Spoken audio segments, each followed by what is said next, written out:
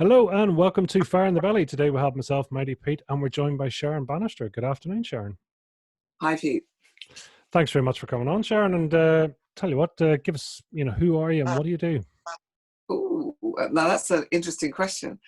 At the moment, I'm a biodynamic craniosacral practitioner and tutor. Now, that's a convoluted name for the basics of osteopathy. So it's the original palpation skills. So I've been a practitioner for quite a few years and currently assisting tutoring at the Craniosacral Education Trust in London. Okay, cool. So where are you based today then? London. You're in So London, lovely. in London. Sunny London, love it, love it. Yeah. So give us an idea, Sharon. What does Fire in the Belly mean to you? Ooh. I think I had that at a very early age. I had to because I knew it's really strange. At a very, very early age, I knew I had a big mission, but did I have the courage to complete it? I can remember writing it down in my little diary. Yeah, I know I've got something that I'm meant to share, do, achieve, but it's not just for me. It's for, it sounds a bit like a cliche, but it's almost like for humankind, if you like. There's something I'm meant to do. And that's quite weird coming from somebody who was, adopted at 4.5 and didn't know anything about their past. To have that such a grandiose statement running around in their head. But that's how I always believed there was something very, very powerful and important guiding me through my life. Oh, wow. So just out of curiosity, so you mentioned, keeping a diary and things like that. Is that something you've always done? Yeah, and poetry. I wrote lots and lots of poetry. Unfortunately, a lot of my early poetry got destroyed by my adoptive family, but yeah, I've always written a lot of poetry. Wow.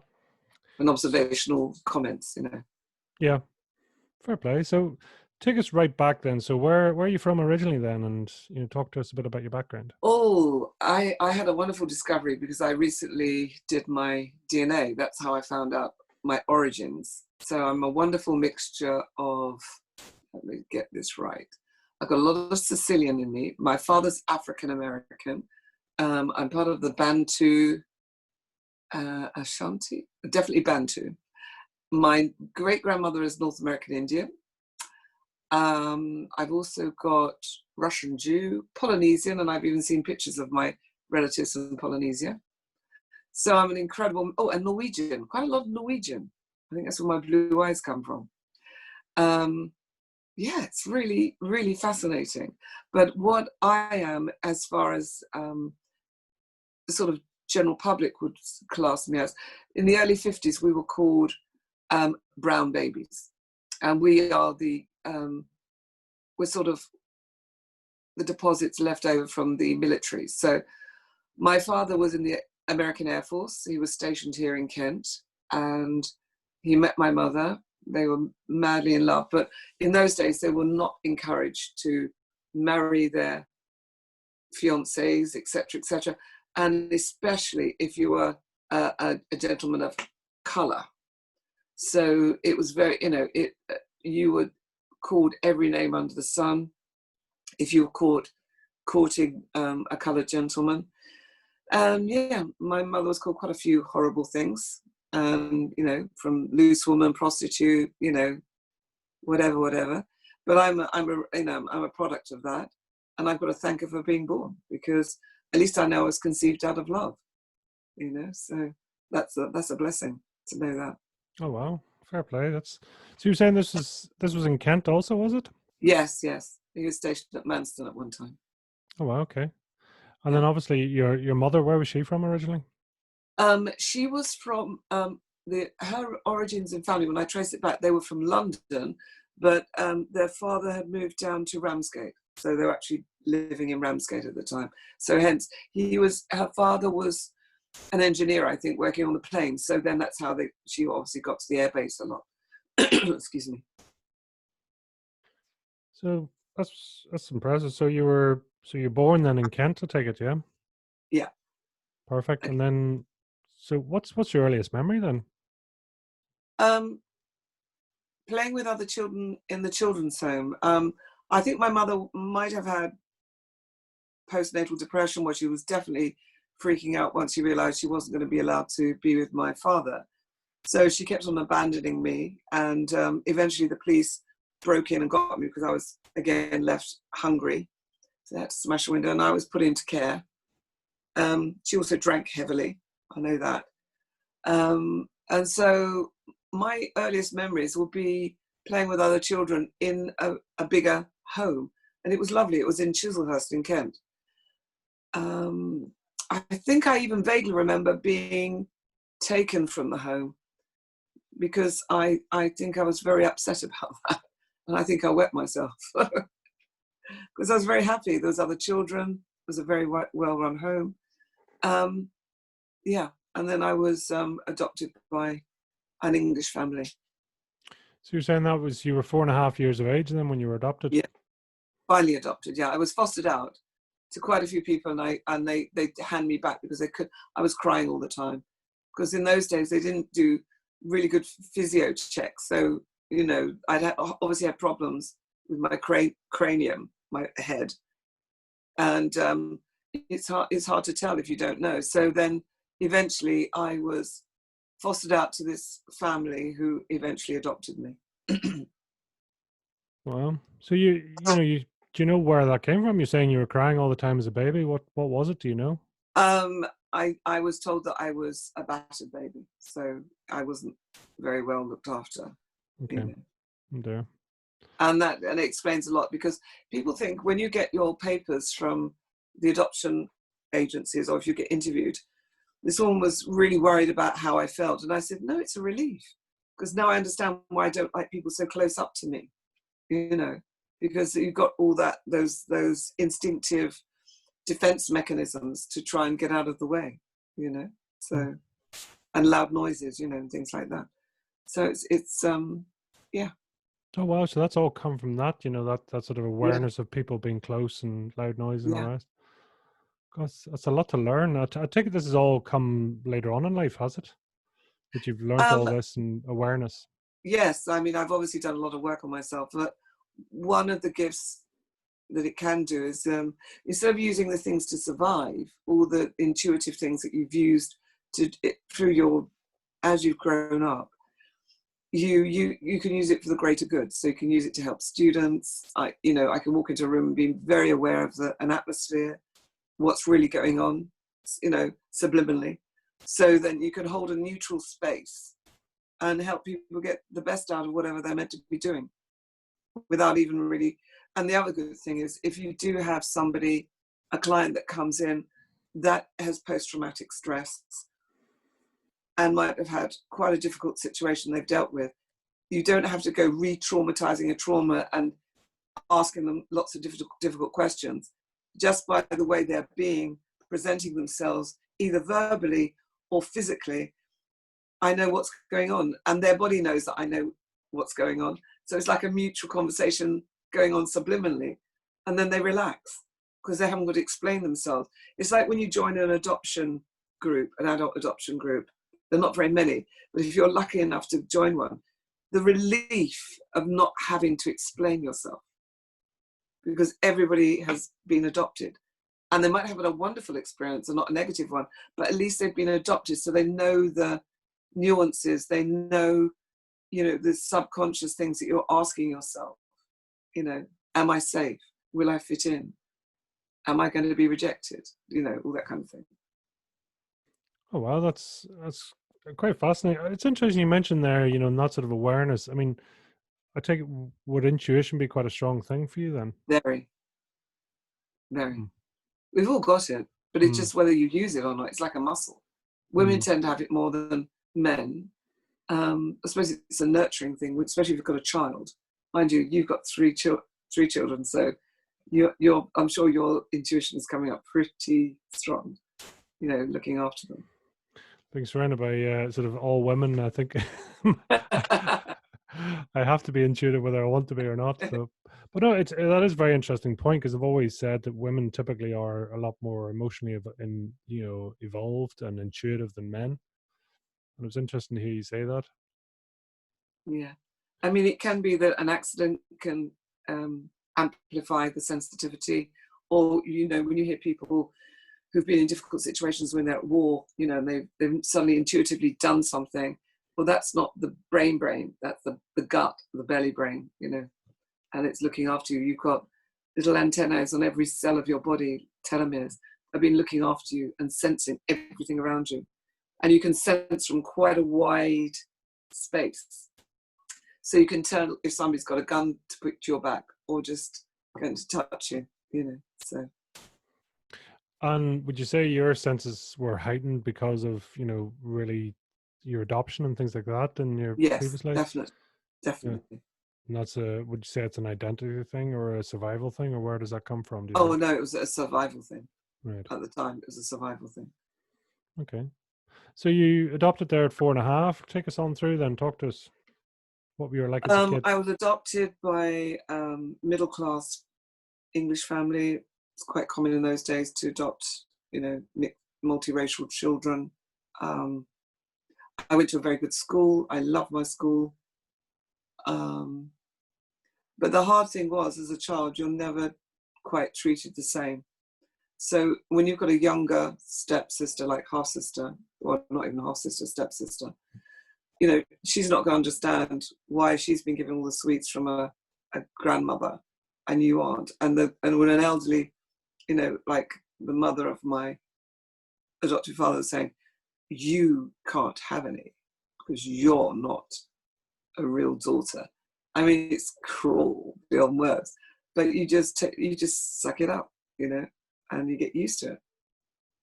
But in fairness, they did send us to good schools. I had good education, all that shebang. Yeah. So I don't know. Give us an idea. 7-year-old Sharon. Who would we have met? Shy and retiring, or you were more outgoing? I was still had moments of sort of spontaneity and carefreeness, but I was more cautious because of the violent outbursts of my adopted father, which I'd witnessed. And they were just, you know, they were just like, you just didn't know when they were going to happen, kind of thing. So I was on a heightened alert, if you know what I mean.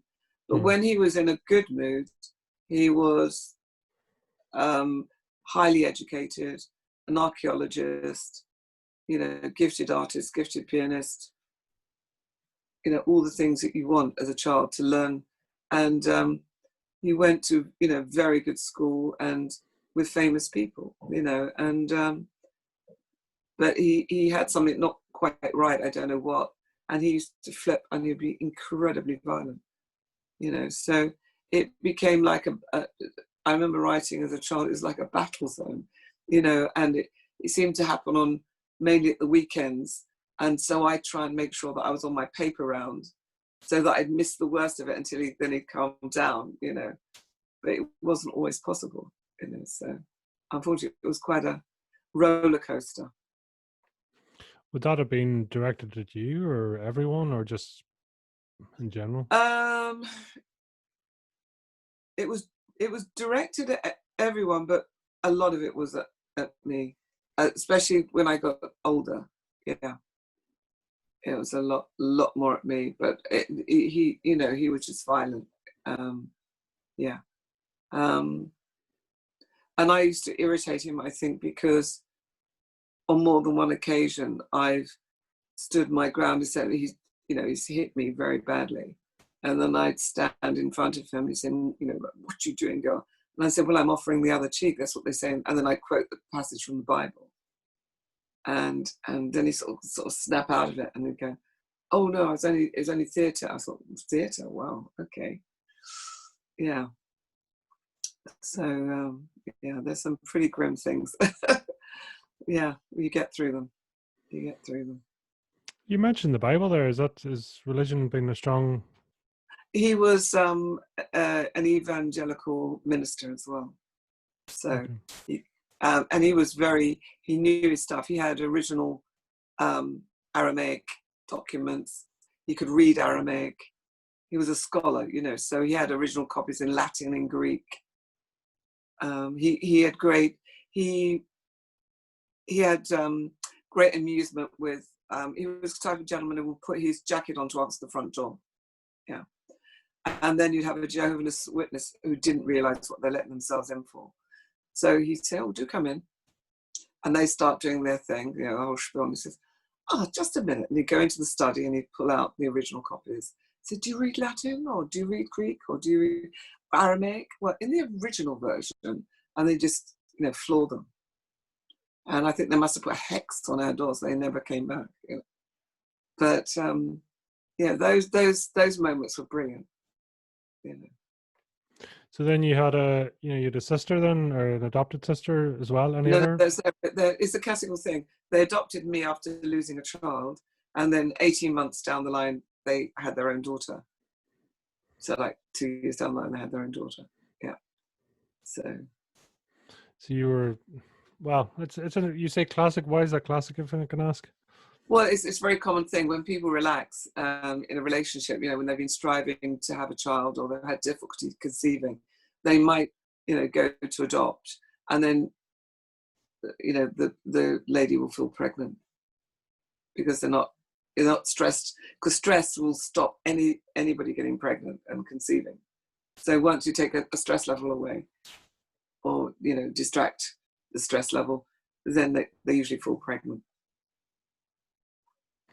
That's interesting. So, your adopted mother then, what did she do? She was a housewife, highly intelligent, very good mathematician, amazing seamstress, and a good tennis player, I found out. She taught me how to sew and do really amazing embroidery. You know, she used to make a lot of clothes. She was very thrifty. I mean, because they're all from the war, so they knew how to make, do, and mend, or make new things. My father was a very good photographer as well, and a good pianist. I mean, I did have piano lessons, and I was gifted at piano, and I learned classically until he slammed the Steinway piano cover on my hands, and then I didn't play a note after that. So yeah, and that was because I say I was gifted at piano, but I also used to listen. So if you're playing something on the radio, I was going to say wireless, I'm going to show my age. If you're playing something on the radio, I'd go as a child to the piano and then work it out and play it without any music.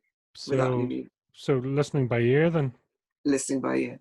So when I was bored and I was doing that, and he suddenly stormed in, "Are you reading the music?" And I went, "No."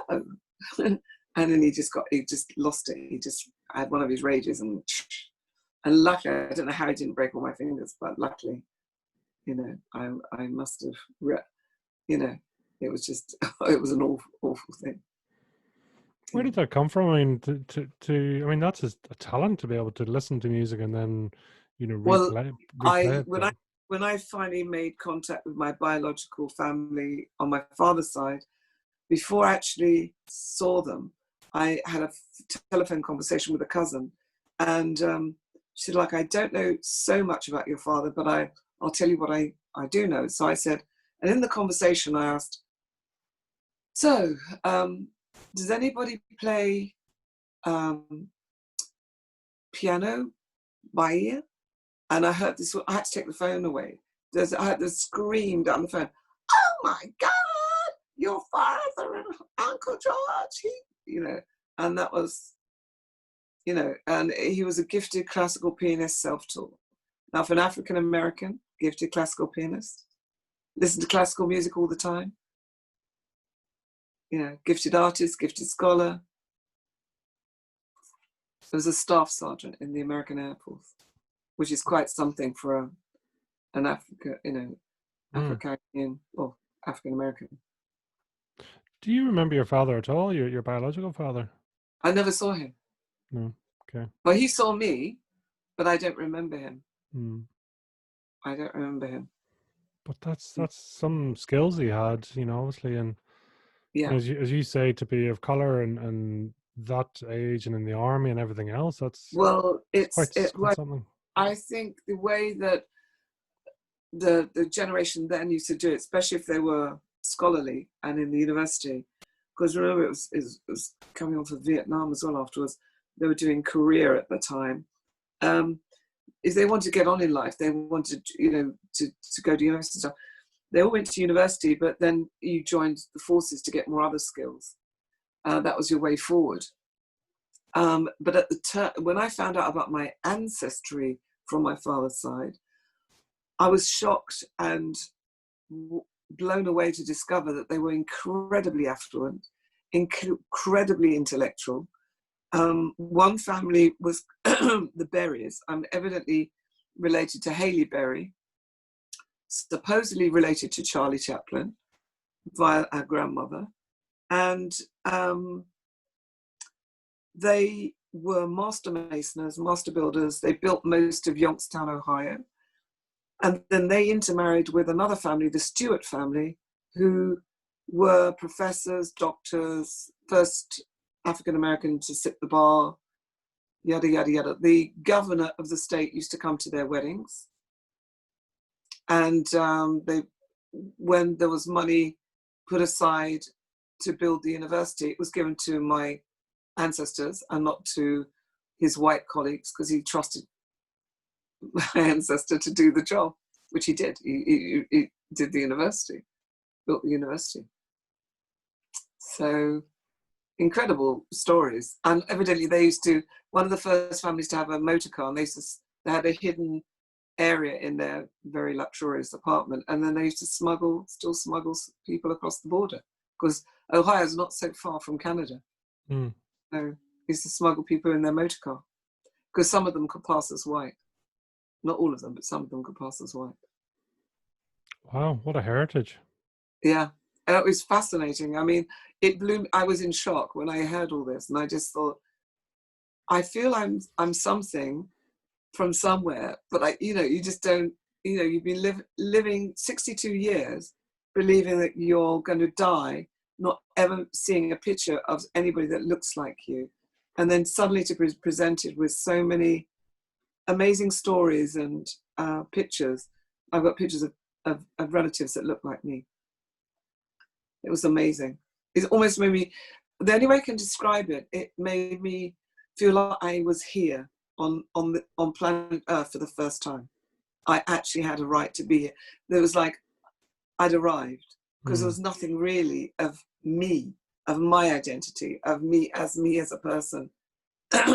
Only what I've been forced to become or to try and fit in. You join a group, like, growing up when I was a teenager, you join, Black Power and all this business. And then you'd have your white friends going, but you're white. And I go, no, I'm me. And you get your black friends going, you're, black, I'm me. Nobody would accept me for being who I am, And actually in the early days, I think in the 50s, 60s, I wouldn't even exist, because there was no passport that would, sort of a biracial person, they didn't know how to deal with you, especially in South Africa. So, yeah. Now I've been called every name under the sun at school. Every name under the sun. Yeah. And I'm just curious. So, I mean, in terms of your disclosing and looking into your background and your heritage and things like that, so that's something that's happened much later in life. Then it's not something you did at an early stage, is it? No, I'd be terrified. I used to try and go through the paperwork when I was a child and meticulously put things back as they were found, because I was told that my father was dead. He'd shot himself or been shot from a very young age. I never believed that, I might add, and some other horrible stuff. And then I was, when you hear them talking about children born out of wedlock, and they will be saying, oh, they're bastards. And I remember when I was about 13, I turned around at them and said, but I'm one. You're talking about me. You're actually talking about me. Oh, no, but you're different. I said, no, I'm not. You're actually talking about me. So it was a really tricky situation, because I wanted to know more, but it was very hard in those days, because they didn't want you to find your relatives. And you could remember, you could be given away by anybody: a nun, a doctor, a nurse, a social worker. And when I did find some of my paperwork in my search through the years, I was told that a lot of it was very irregular, unquote. What does that mean? Not exactly. That's what I thought. But there is a very difficult story involving my mother. And my mother was an identical twin. And they were very beautiful women, had a good time, dating, servicemen and everything. And you know what twins do? They swap clothes. So evidently my mother's sister didn't want to date this guy. She said, "Oh, do you mind swapping clothes?" So, and she went and went on a date with somebody else. But this other guy flipped, found out that he wasn't, dating the right person. And evidently he caused mayhem in Madston. It was called the Madston Massacre. And he actually shot and killed people, and then went on the rampage and was finally killed on, I think, Broadstairs Beach. I'm not quite sure, but it was all in the national papers. So my mother would have been in her 20s when that happened. So that's another, so I can understand if I was about 3 months old, I can understand why things got very chaotic, and why I was, always put into care, and why paperwork would have been really strange, because I should think a lot of the paperwork would have gone to Interpol and military police, for sure, especially as a child. Yeah. So you're saying your mother was around 20 when she had you? Oh God, I can't calculate it that well, but in her 20s anyway. Yeah. That's a lot of stress. You say the judgment of having a child out of wedlock, basically the war as well, or the tail end of the war. Yeah, I mean, they would have been traumatized as teenagers, and they want a good, and they're just thinking, hell, we don't know if we're going to live, because in those days it wasn't a war like we know it, because everybody had the fear of the atomic bomb, because everybody forgets that it was really real in those days, really, really real. So yeah, they just wanted a good time and have fun, like a lot of people do now, but they don't get called prostitute for doing it. They just get given a council house or social help. You get to, because Kent saw a lot of action in the war as well, just even from the planes flying over and things like that. Yeah, so that's right. And they were, but they lived in Croydon, so they were in London when, and that's even worse. So, and then they went down to Ramsgate. Yeah. So. Gosh, so yeah, so she lost her sister at quite a young age too, then, and there's a lot going on. No, the sister wasn't killed, but you could imagine they were must have been interrogated, and they must have been terrified, absolutely terrified. So, yeah, there's a lot of trauma in the field. Let's put it that way. Wow. So I can understand why certain things evolved and why I was in care. Do you know what age you were put into care? I was, well, when I read, I got my court papers, so which were about like that thick, and I've been abandoned so many times. So 18 months, 2 years, I was fostered out, put in a care home, then go back, and we go. So yeah, multiple times. Do you remember any of the fostering side, or you briefly remember the care home you're saying? Yeah, I remember being happy in the last care home I was in Chislehurst. But when I read the police reports of an 18-month-old, being in the police station, or we're going to find, going, maybe it's mad, totally mad. You were saying then, I mean, into your, your sort of 7-8 years of age, you were, quite good at school and you enjoyed school. What was your forte then? What did you like about school? structure. I loved learning. I loved people. I loved understanding why things worked. I loved history. I loved about ancient Egypt and things like that. And originally, I wanted to be an archaeologist, but unfortunately, at the critical moment when I was at school, my history teacher died, so I couldn't do the grades that I needed to become that. I was good at art as well, and I was good at mathematics, so sort of an all-rounder, really. But the good thing, there was one good thing that my adoptive father did do. When we were the age of 7, he caught us watching the television. We had this little old black and white television. And without saying anything, he just walked past us, unplugged it, and that's the last we saw of the television. We didn't see the television for years. It would only come out maybe at Christmas to watch Moby Dick or something, and that was it. We never, ever saw the television again. And that was the best thing he ever did, because that means I had to be creative. That's why I suppose I wrote. I did, things with my hands, so that we didn't, just get glued to a television. So were you a reader, writer, outside playing? Where would we have found you? Both. Nose in a book or cycling for miles on my bike, exploring. In those days, you go trekking anywhere. I love the countryside, exploring, climbing trees, walking on stilts. They used to have school clubs in the summertime, and we used to do games and walk on stilts. I used to love it. You just disappear. You only come back if you're hungry. It's not like now, when you've got to know where are they. You just disappear for an hour, the whole day, sometimes. Go trekking in woods. Fabulous. Sounds like a fabulous childhood, as you say, to be able to go away and explore. It was. On that score, it was, yeah. So it's such a, yeah. And living in Rochester, there's a castle, a cathedral, Norman Castle, a cathedral. There's lots of interesting things around. I know Rochester well.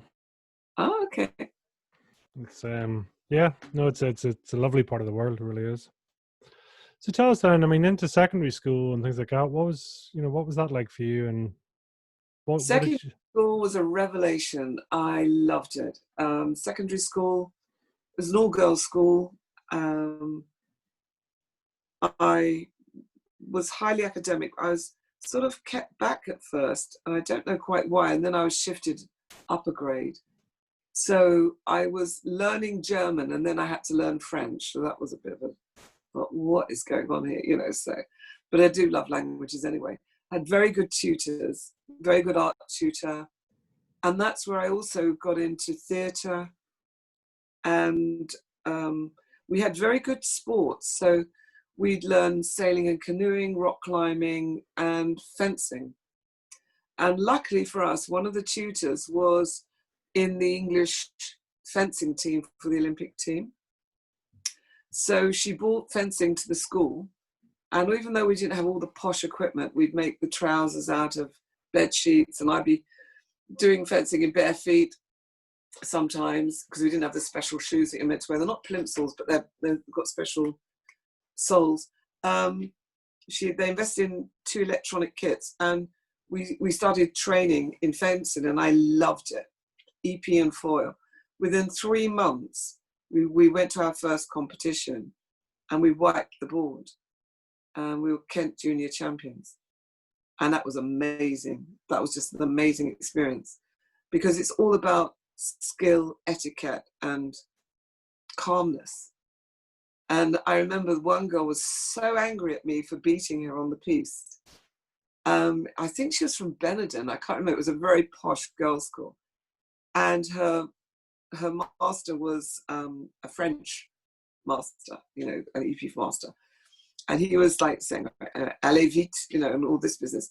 And so I was doing, and I got the point again, because she kept on beating it, just like, whatever, just, you're charging me, I'm just going to, parry you and get you, And I turned my back to go back to my marker, and she just carried on charging at me, and she was actually disqualified for bad behavior. I never forget that, because she just went into a rage because she couldn't understand why I was beating her, because I was quite young, you know. And yeah, no, it was really, really fascinating. Yeah. And then, but the downside was I was so good, and so was one other girl. We got invited to join and train for England. But because the trainings would happen on a Sunday, of course, I was banned. So that was another thing that I was not allowed to do. So I was banned from doing ballet. I was banned from doing, you know, something else I was good at. So, but I used to break in my friends' point shoes by doing all the ballet moves and trade. She'd say, oh, would I trade sandwiches? I think, I can't remember. I wasn't really interested in eating anyway.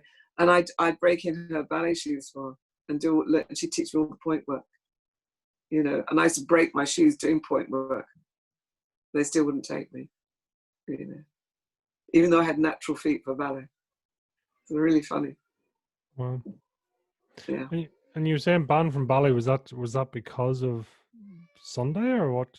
Yeah, the religion. Yeah, we you know, you were only allowed radio, and I don't think we even had radio on Sundays. We didn't have radio. I don't think so. I think we might have had the Archers or something, but that, you know, it was, anyway, it was pretty strict. Yeah, pretty strict. But it sounds like you were doing a lot of curricular activities and you were getting a lot of exposure to different things as well. Yeah, I loved it. I absorbed, well, you can see the books behind. I absorbed information, but I was dyslexic. I mean, I used to be beaten because they say I was lazy and my spelling was atrocious, but I was dyslexic. I was highly intelligent, but dyslexic. I get high grades in my English for poetry and recitation and, you know, appraisy, but I couldn't spell. So I used to have to learn to have a photographic brain. So I memorized things. And that's how I got around it. Wasn't fascinating. And were you involved in the theatre at that age, or? Yeah, there was the first theatre production I joined. When I joined the secondary one, I played a prince in The King and I.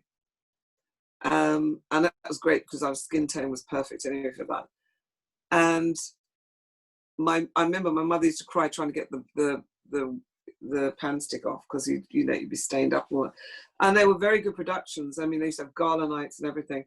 Another production we did was The Vagabond King, Carousel. But when it was The Vagabond King, I was more of a principal because I was older then. But I wasn't the lead role. But we had to make our own costumes and headdresses and stuff. So I'd be doing that, and I was very good at that. So my costume was so accurate and so good. They asked me, would I please make the costume for the lead people as well? Because otherwise I would outshine the lead person on stage. So yes, I got into it. I got the bug at an early age. Yeah.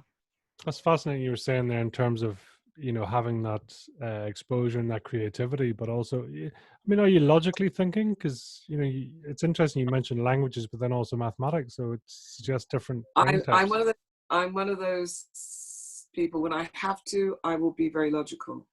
You know, for instance, I was always running from rehearsal to my shiatsu classes.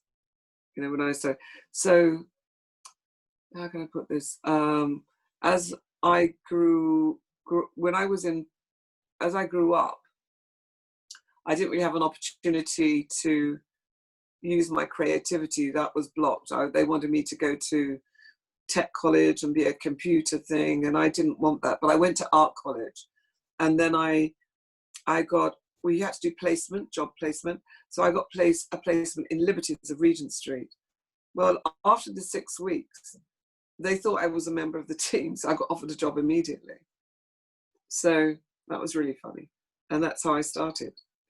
But that was an amazing time in the 70s to be working for Liberties of Regent Street was with some of the best artists and creative people in the business. And that was an incredible experience. It was like an Aladdin's cave. Very strict, very, very high standard, but the best training you could ever want. What would you have been doing there out of interest? Window display, an exhibition. So you dress all the dressings in store and all the windows. But in those days, in Liberties, you could be carte blanche. So you'd be given, it might be antiques window, or you'd be given clothes to dress, and you had to do a scheme behind them, you know. So yeah, it's full on. You had to do the whole shebang. And you have it inspected by this very, very, very austere gentleman, and he say, "What's wrong with this window?" And you're looking at a perfect window, but a perfect window, and you're sweating because you know you can see something. No, I haven't left any finger marks, and there'd be a pile of pins on the floor or something. He was meticulous. So that was really, really good.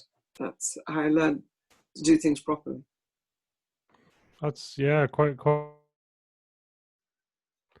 That's really quite an initiation there to have all that, and you know, that sort of. But I mean, did you enjoy? Because it sounds like, you know, you're. Oh no, we had good fun as well. Yeah, you do a Secret Santa, and I was lethal. I could really, you know, I've done things that are a bit cruel, and I've done things that have made people weep with joy. I mean, there's one guy that was very big-headed, so I made him a straw Panama, you know, like a straw, not a Panama, a straw boater, but too big, like, because he had such a big head. But it was immaculate, you know, like beautiful straw hat. And another girl, she was into vintage and things like that. And I had a little brown leather vanity case, still with all the crystal and silver topped, monogrammed things. Some with still the powder puff and things in. And I threw in a beaded dress, because I used to go to all these flea markets, wrapped it up like it was a Red Cross parcel in brown paper with a red cross on it saying provisions. She had no idea. And when she opened it up, she started crying because it was so beautiful. And she said she put it in a glass case afterwards. And she wore the dress, but the actual, and it had a ticket for Tenerife, I think a first class ticket to Tenerife in it, you know, and it was genuine. It's worth a fortune probably, but I gave it. That's the kind of thing I do, you know, because I love making people happy. Well, why is that out of interest? You know, making someone happy, and you know, is it a pleaser gene, or is it, you know, Well, it's something. recognition? It was something I could do at the moment. You know, if I could do something in that moment to help make somebody happy, that gave me joy, because I was suffering so much at home. You know, that at least I could control that little environment bubble that I was in at that moment. You know, so that was really wonderful.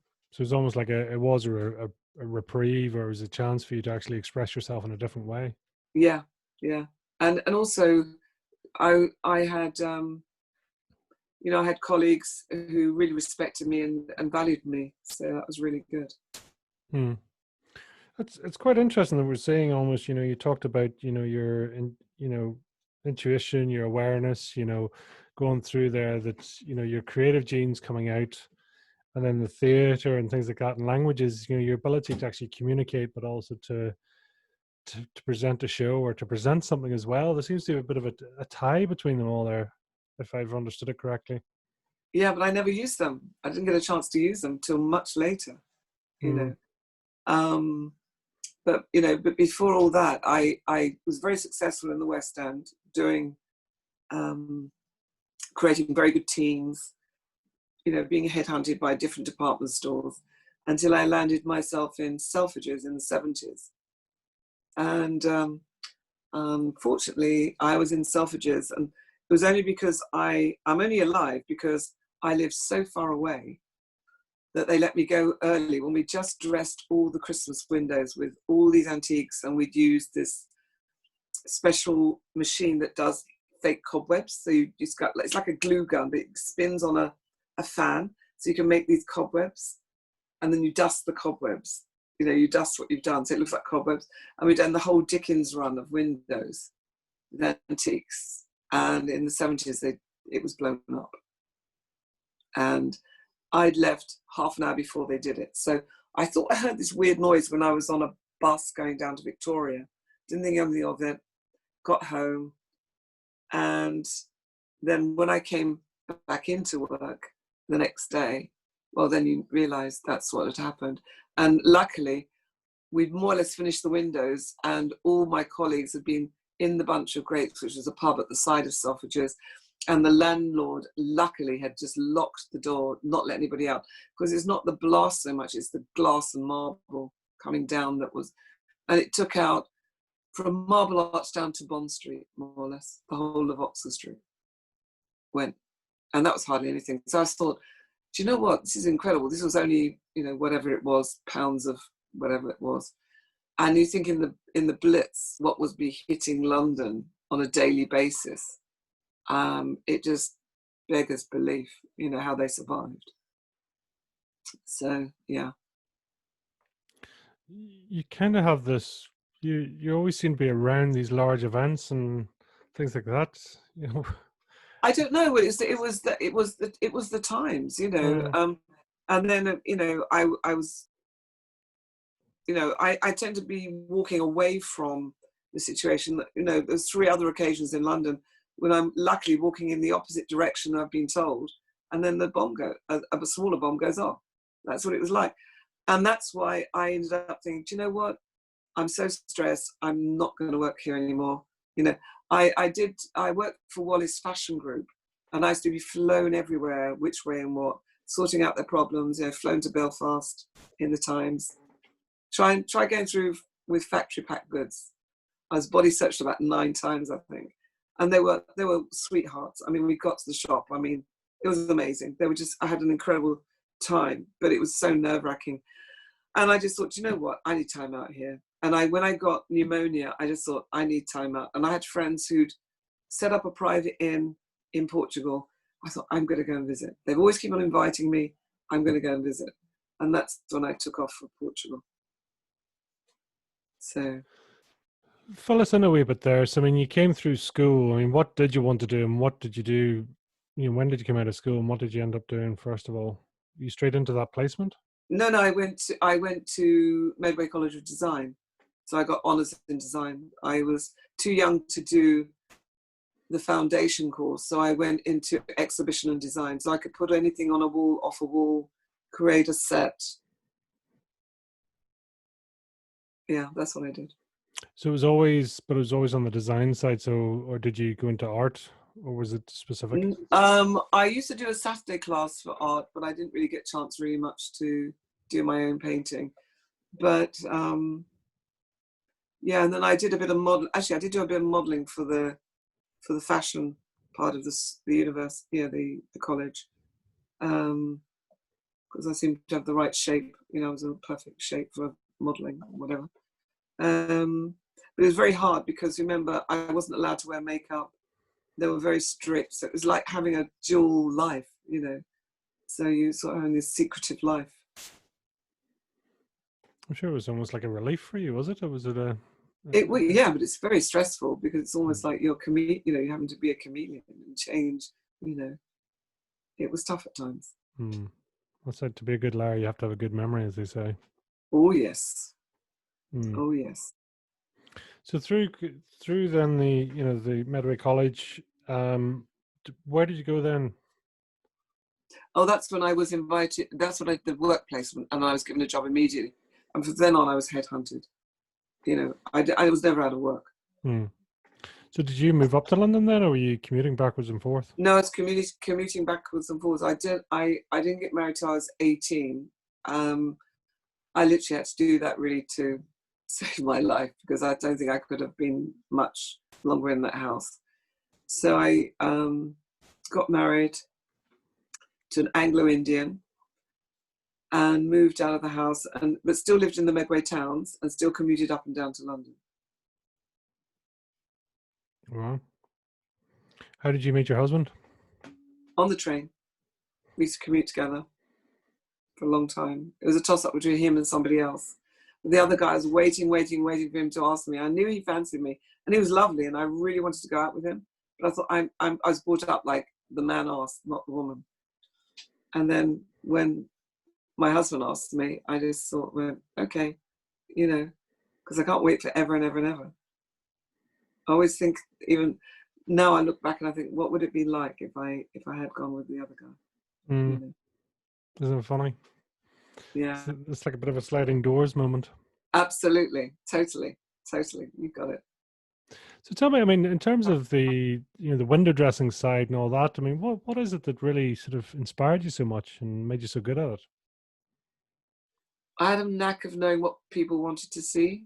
Um, I had a knack of making something visually interesting that people wanted to want to buy. And also I'd make, say, I don't know if you know what macrame is.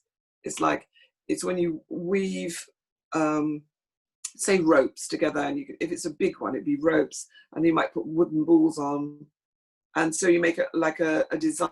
It looks like lace, but it's actually ropes. Well, I used to do, say, a whole hanging, which would be the width of a room, because it's the back of the window. And they'd like them so much. We'd have public go, gee, can I buy that? Can you make me one? So I'd go and make one for them, and it'd be shipped off to the States, and I'd charge them. So that Liberties was incredible. If you were gifted and creative, they would sell it. Whatever you had, they would sell. But in my case, it was the actual stuff that I was making to go in the window. So you were, I mean, you were young, you were getting all this creative opportunity, you were seeing, I Yeah, mean, Liberty's a big store, and then Selfridges, etc. They're, yeah. I was about 18. Yeah, yeah, I mean, that's almost, that's an opportunity people would wait a lifetime to have.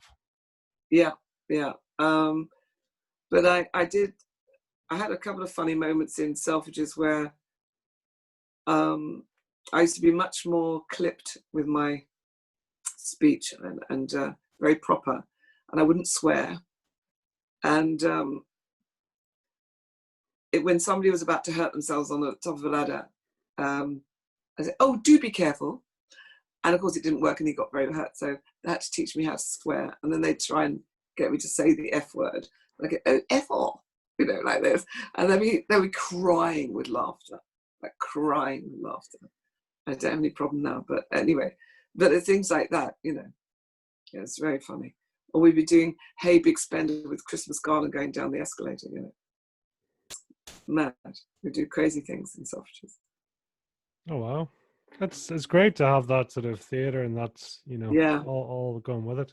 I think the funniest one is doing thoroughly modern Millie routines in the antique lift of Liberties in the corner part, which is in the Tudor part, where you have to kick the walls and things like that, and the terrified lift operator as we're doing it. Me and this other guy, we're doing scenes out of thoroughly modern Millie. It's just crazy. Things, but that's It's what we used to do. it's great actually, and so few people now would remember almost department stores when they were huge, and as you say, lift operators, and come the seasons, they went, they really went to town on Oh dressing, my, and yeah. you and, know, and, and amazing people used to come in. And another story from Liberties is one day I'd been swimming in the Marshall Street pools in my lunch break, not realizing that they put extra chlorine in because they had a gala, and it would affected my eyesight very badly. So I was dressing a window, and then suddenly my eyesight went. I actually fell off a ladder, but I didn't hurt myself too badly. But I couldn't see. But I heard this. It was Kenneth Williams outside roaring with laughter. But anyway, I got in. Thankfully, there was a doctor in the men's department. So as I was doing like a haberdashery window, small window, it backed onto the men's department, and there was a doctor there, and he checked me over and he said, "Get her to the hospital. She needs to have drops in her eyes." And it was, when they gave me the drops, they were so powerful that they said, "You won't be able to see properly for 12 hours or something like that. Go home." And I had to wear really dark. Somebody lent me their shades. And then the next day I was okay, but it was the chemicals in the water. So lucky. wow, fair Yeah, play. yeah, So I mean, I was trying to work out there. So yeah, the bomb in Savage, that was around 74, I think, was it 74, yeah, 75, something like that. yeah. And it was around that time then you were sort of, enough was enough. Oh yeah, I mean, there was the bombs went off at Harrods, the bombs went off in Camden, bombs went off behind John Lewis. I walk away, the bin goes up, it's like, oh, come on, you know. I had a lot of angels, that's all I can say. A lot of Mm, angels. And the wow. sad thing in Camden was the police were told the bomb was one place, and so they herded people towards another, and then it wasn't, it was there. And luckily I ignored it and I went the opposite way. And the horrible thing for me was, as I walked down the road, the bomb went off and I went, you know, you do that reaction. And I remember saying out loud, bomb, I'm walking, carrying on walking. And I thought, no, this is not good. This is not good. Not when you get used to that sound. No, that's not good. No, it was really awful in the 70s in London. Really awful. So yeah, I thought, no, I need to get out of here. So that's why I went to Portugal. Talk to us then. So, I mean, you were married as well. Did you go there with your husband? No. That was a disaster, darling. No, he was 10 years my senior. And he, unbeknownst to me, we had a joint bank account. I went to put the deposit of the house that I just, we lived in a beautiful cul-de-sac with a Georgian house at the end. And I'd saved the group of houses from developers because it was prime site. I went to make a deposit to pay for the mortgage. I think it was only £9,000, the house. And there was no money in my account. And I found out that my husband had siphoned it all off. He'd been pretending to go to work for 6 months and siphoning off all the money. Nice. What age were you then? And running up debt and selling off some of my, I used to go around like collecting bits of Lalique, and I was really nifty at that kind of stuff. I suddenly realized a lot of stuff was missing out of the house, and he was selling that as well. So I ended up having to work double jobs, which I gave up in the end because the tax man takes so much money, it wasn't worth it. So I walked out of the family home because I knew that if I stayed there, he'd convince me to have him back. But I knew if I did that, I wouldn't survive. So, and he was also having an affair. So I just thought, no, I can't cope with this. But I pretended that everything was fine for about 3 months. I'd still go every Saturday morning to my adopted parents, and they say, "Oh, how is, you know who?" And I'd say, "Oh, he's fine," which was true. I'd occasionally talk to him by phone when we needed to, and it wasn't until 3 months later that I let them know what had happened, and their reaction was so horrific. I lost my speech for 3 days. So when I'm traumatized, when I used to get beaten so badly, what happens is I lose my voice, and there is there's a nerve that engages the muscle with the larynx, and I just lose it, and it eventually comes back once things calm down. So I ended up moving in with a designer friend of mine in London, and he was very nervous. He was a gay chap, and he was very nervous, but he said it was so lovely to come back and smell polish, like clean the flat. And I told him what had happened, and I carried on work. But I'd gone into work at that time. I was working for Wallace Fashion Group in the main shop with a team. So I'd be looking after the run of the West End, not just that shop. And I come in a bit late, about 2 hours later, I think. And this woman told me off and I said, "You're totally right." I didn't tell her what had happened, And she only found out a few months later. And she said, "Why didn't you tell me? Of course you could have," because I had this tiny little, what you say, a trolley dolly, little cabin luggage, and that was all I had with me at the time. And that's it. You mentioned there, that they reacted very badly. Can you explain that? They're just thinking of their reputation because he was a minister of the cloth and the scandal and blah blah blah, and they seem to just vent their anger, and it was shocking because even my stepsister said, "Don't worry, they'll understand," and it was so awful. I can remember going in the garden nearly throwing up, I think because I got an outside loo, and and I was thinking, oh my God, this is crazy. Thank God I don't live here, you know what I mean? And my adopted mother going, "Well, the best thing you can do, my dear, is get yourself pregnant." And I just thought, no, that is not the way to do it. So, Wow. but she's only coming from her life experience, Yeah, that was a tough time. That was a really tough time. So what age were you then? 20, I'd say, perhaps 21. Just, no, because I got married at 18, 20, 21, 21, I think 21. That's 21. So I mean, fairly like young in age, young into a relationship or a marriage, I should say. You know, and you've got a blossoming career. Is like, God, there's not much not going on with you. That's pretty impressive. It's sort of, I think, you know, you were fighting for survival. I wanted to have my own identity. And I think that's why I excelled at work, because I thought I'll make it at work, because it was in a really male orientated, you know, environment.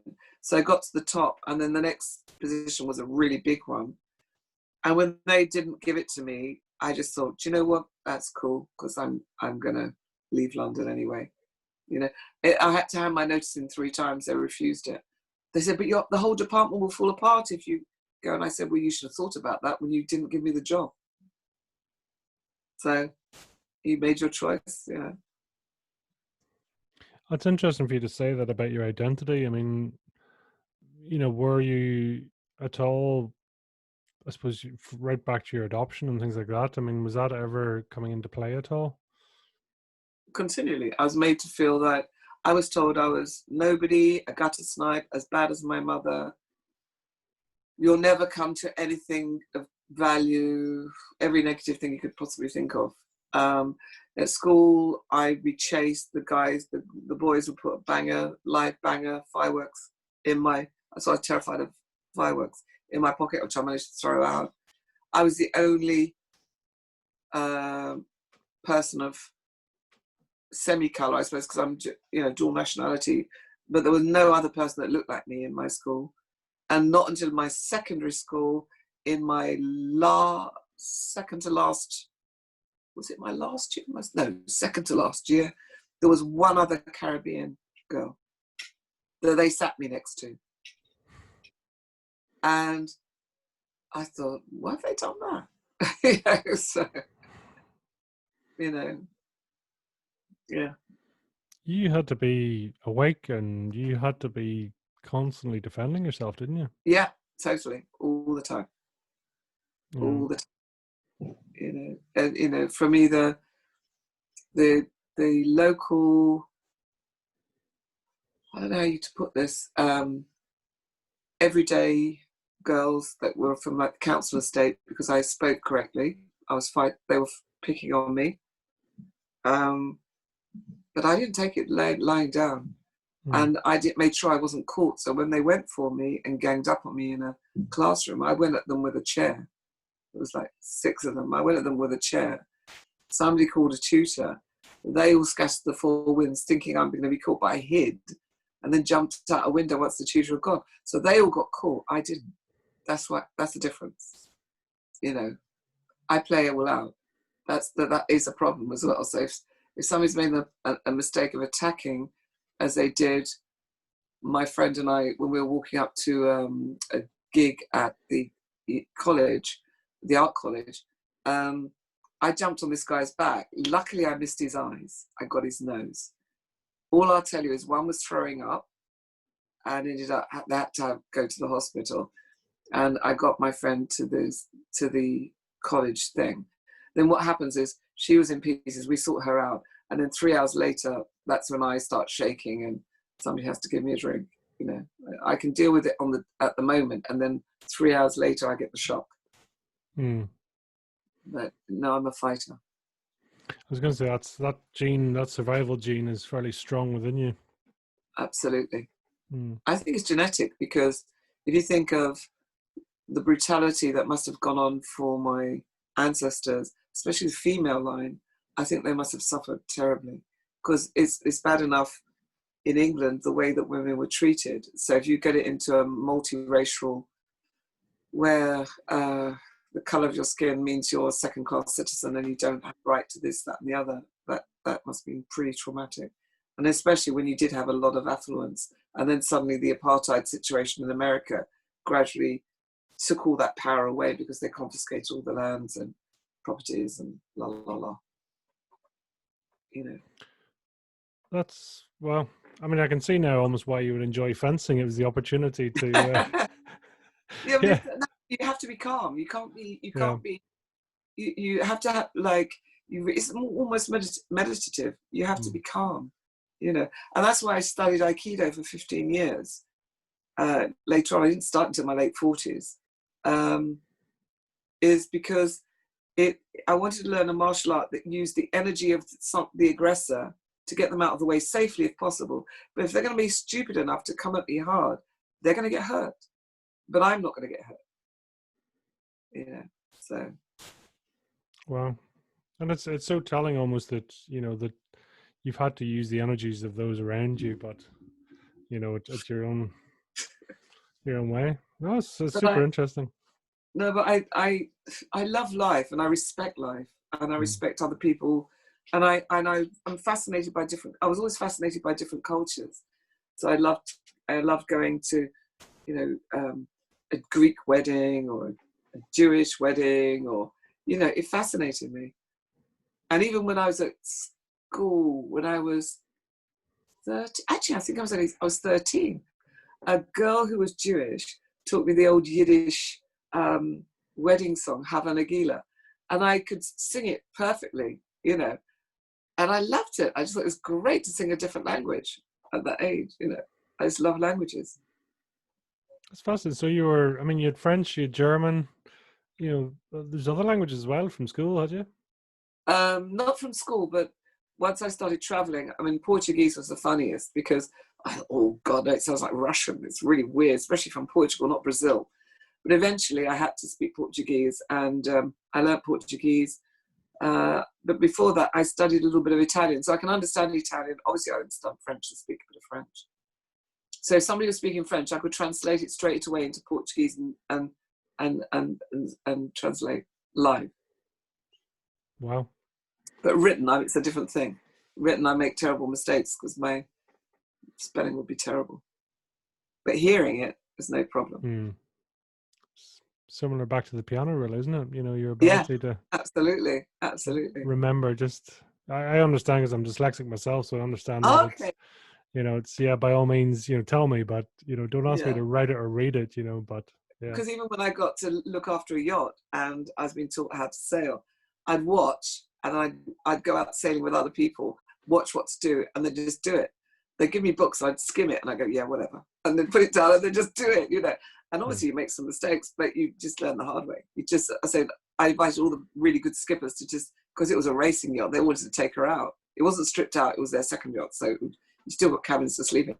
So they take it out, and I watch everything they do, really observe well, and then, okay, now I know what to do. Now I know how to coil the rope so you don't break your neck on the deck, things like that.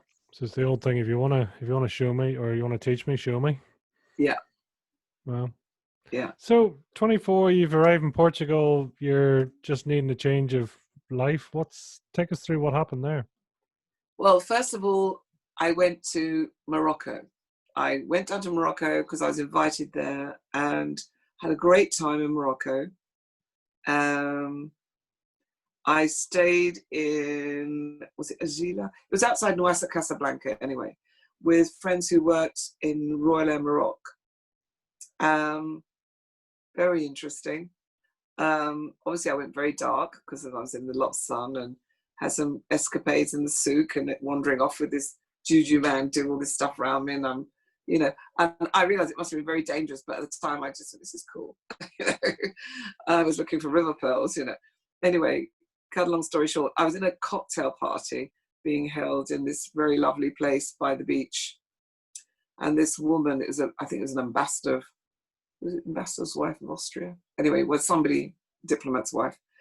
And she said, oh, do be careful, you're getting so brown, they'll think you're a native. But she said something a little bit more negative than that. And I went, but I am.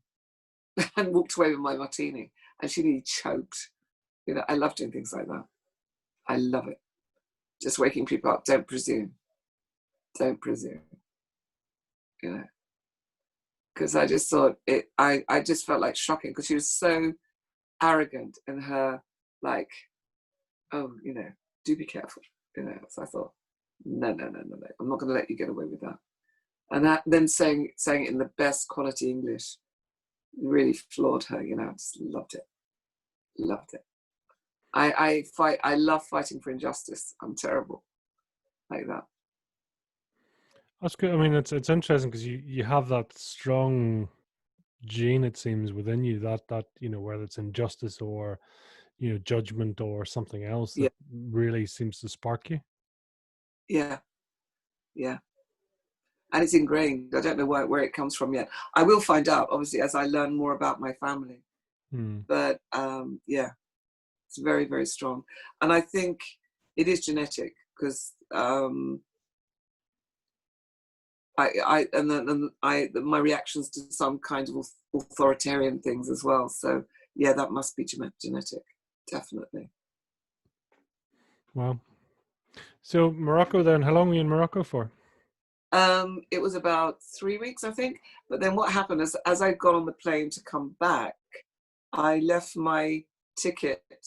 I forgot my ticket for England in Morocco.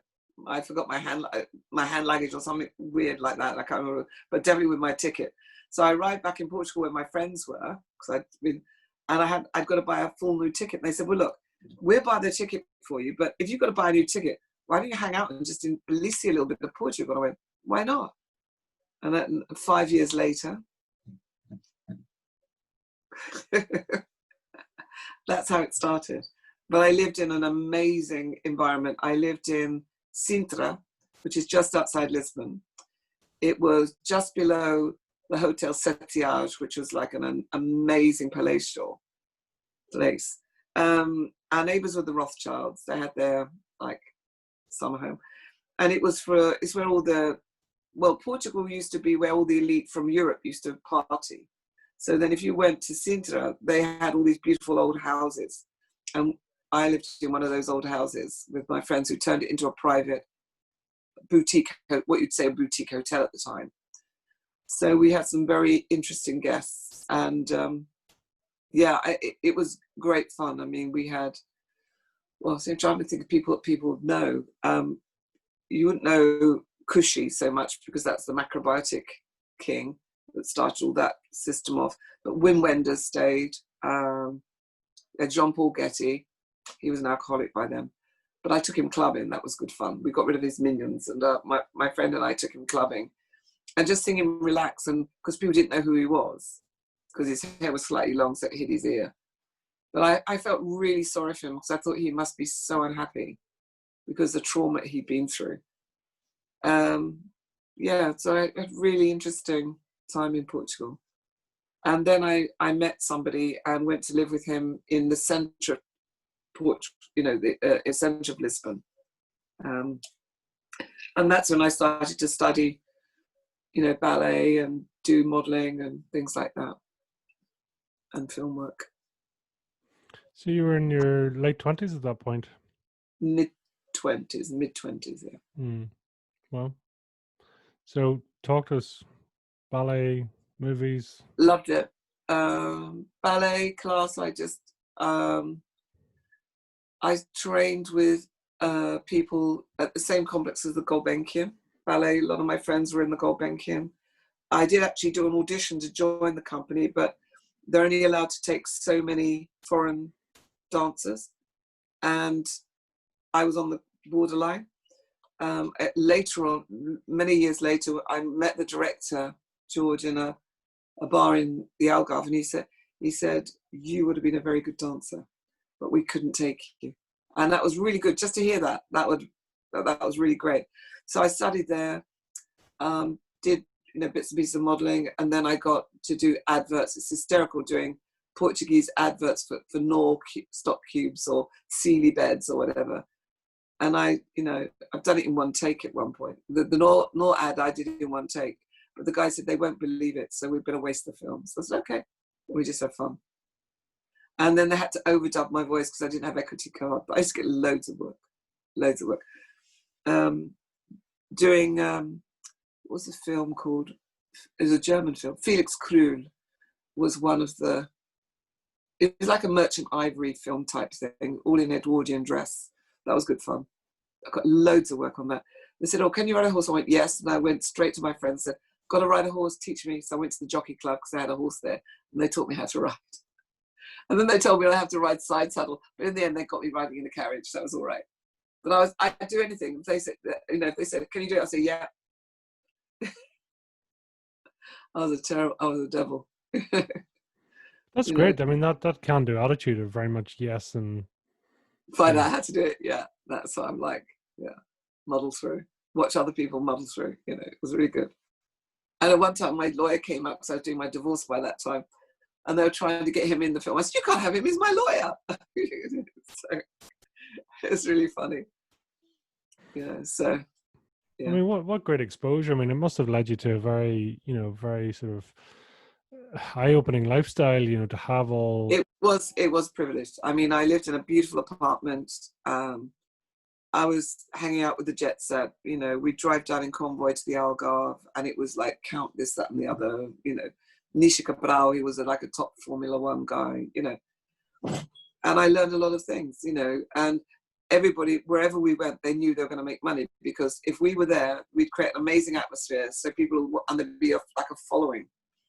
So, yeah, it was a fun time, and I learned how to, I learned about Portugal and a lot more cultural things, and some things I wasn't so keen about, but, that's life. And that's when I first encountered being in the marina, and Marina Vila Moura and all that kind of crazy stuff.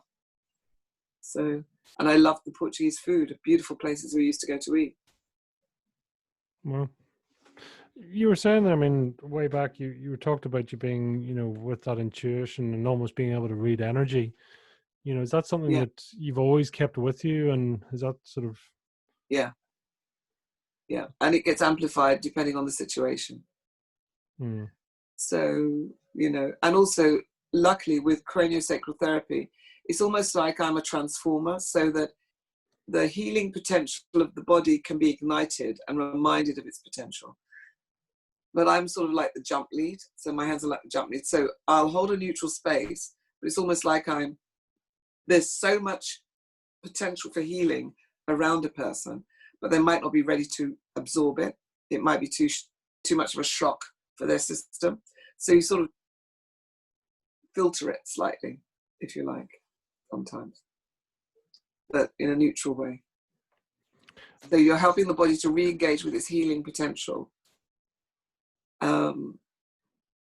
Sometimes it can be a very powerful experience. That's why it's not all, you have to take responsibility, and it's not like Reiki when you're channeling. And if I was doing that, you'd be in pain, because there's a lot of energy. There is a lot of energy around, You can actually measure the energy around somebody. You've got machines that can do that. So it's called the biosphere. It's the bubble. It's palpable. Do you see it, or do you feel it, or how do you feel the energy? I feel it. Sometimes I see the auras around people. Yeah, it's handy. It comes in handy. Handy. That's an interesting way of looking at it. Yeah. Handy in a good way or handy in a bad way? Handy in a good way. Handy in a good way. Definitely handy in a good way. Okay. Wow, that's fantastic. So, sorry, really from, your time then, well, Portugal, you were there for 5 years, doing a whole variety of things. What then? Well, a couple of incidents happened while I was in my height of modeling and things. Well, I was kidnapped and rescued by friends, and I got away from my kidnap, and it was an armed kidnap, and they rescued me, and I had to go into hiding. So I had to have a bodyguard for about 3 weeks until they made sure that this person wasn't in the country. It turned out he was a hitman for what do they call those cartels in Colombia or something like that, but a very, very powerful man. And Portugal were very worried about him being in the country, because they knew he was up to causing it mayhem, because I think there was a presidential election or something going on at the time. So they're very happy to sort of track him. And then when I went to the Algarve, I was working as a sort of a maitre d' for a private nightclub in a hotel. And I was coming home with a colleague, and we used to thumb lifts home because, you know, it's early in the morning, you're exhausted, and my colleague had a friend with him. So we all piled in this car, and the next thing I knew, I hear this sound, and all I needed to do was hear the sound. And I knew it was a gun. And I'm sitting in the middle. So my friend's on one side and his girlfriend's on the other. And all I could think of at the time was, okay, I'm going to be shot, but I've got to make sure it's not going to be in my head or a vital organ. I've got to make sure it doesn't kill me. And what we hadn't realized is that the two people who had given us a lift, because they were known, were stoned. And what the guy did, he turned the gun on me and he started doing Russian roulette. The two, you know, my colleague and his girlfriend at the time were just freaking out. And I said to them in English, I'm just going to talk to him calmly. And what I did is I knew that I had to engage, somehow get into him, get through the fog of the drugs. And he was quite a famous singer. So in the end I went, I know you, you're so-and-so and so-and-so, and you sing la la la la. And once I started singing somebody's song, I could see him trying really hard to come back from this craziness. And then in the end, he went like this. He said, here, have the bullet. And by that time we'd stopped. We were actually living on a campsite because in the peak period, there's no apartments, but it was a very beautiful campsite. So I instructed them to get out of the car, do not run, get help, because I'm going to stall them talking and I'm probably going to get shot and you're going to need to help me. But luckily for me, when I got out of the car, I walked slowly. My brain, I thought it was going to burst out of my head. The adrenaline was just like crazy. I managed to get round into the camping site and then I slid down a wall, and that's when I lost it. And then I heard the shooting, and they were shooting at traffic signs going on and shooting at tourists along the road. The police did nothing. And then I had about 3 weeks off work, I think, because I just went to pieces. I came out in a rash. I mean, my nervous system was shot to pieces. I went back to work at the hotel, and a very quiet man came in to speak to me.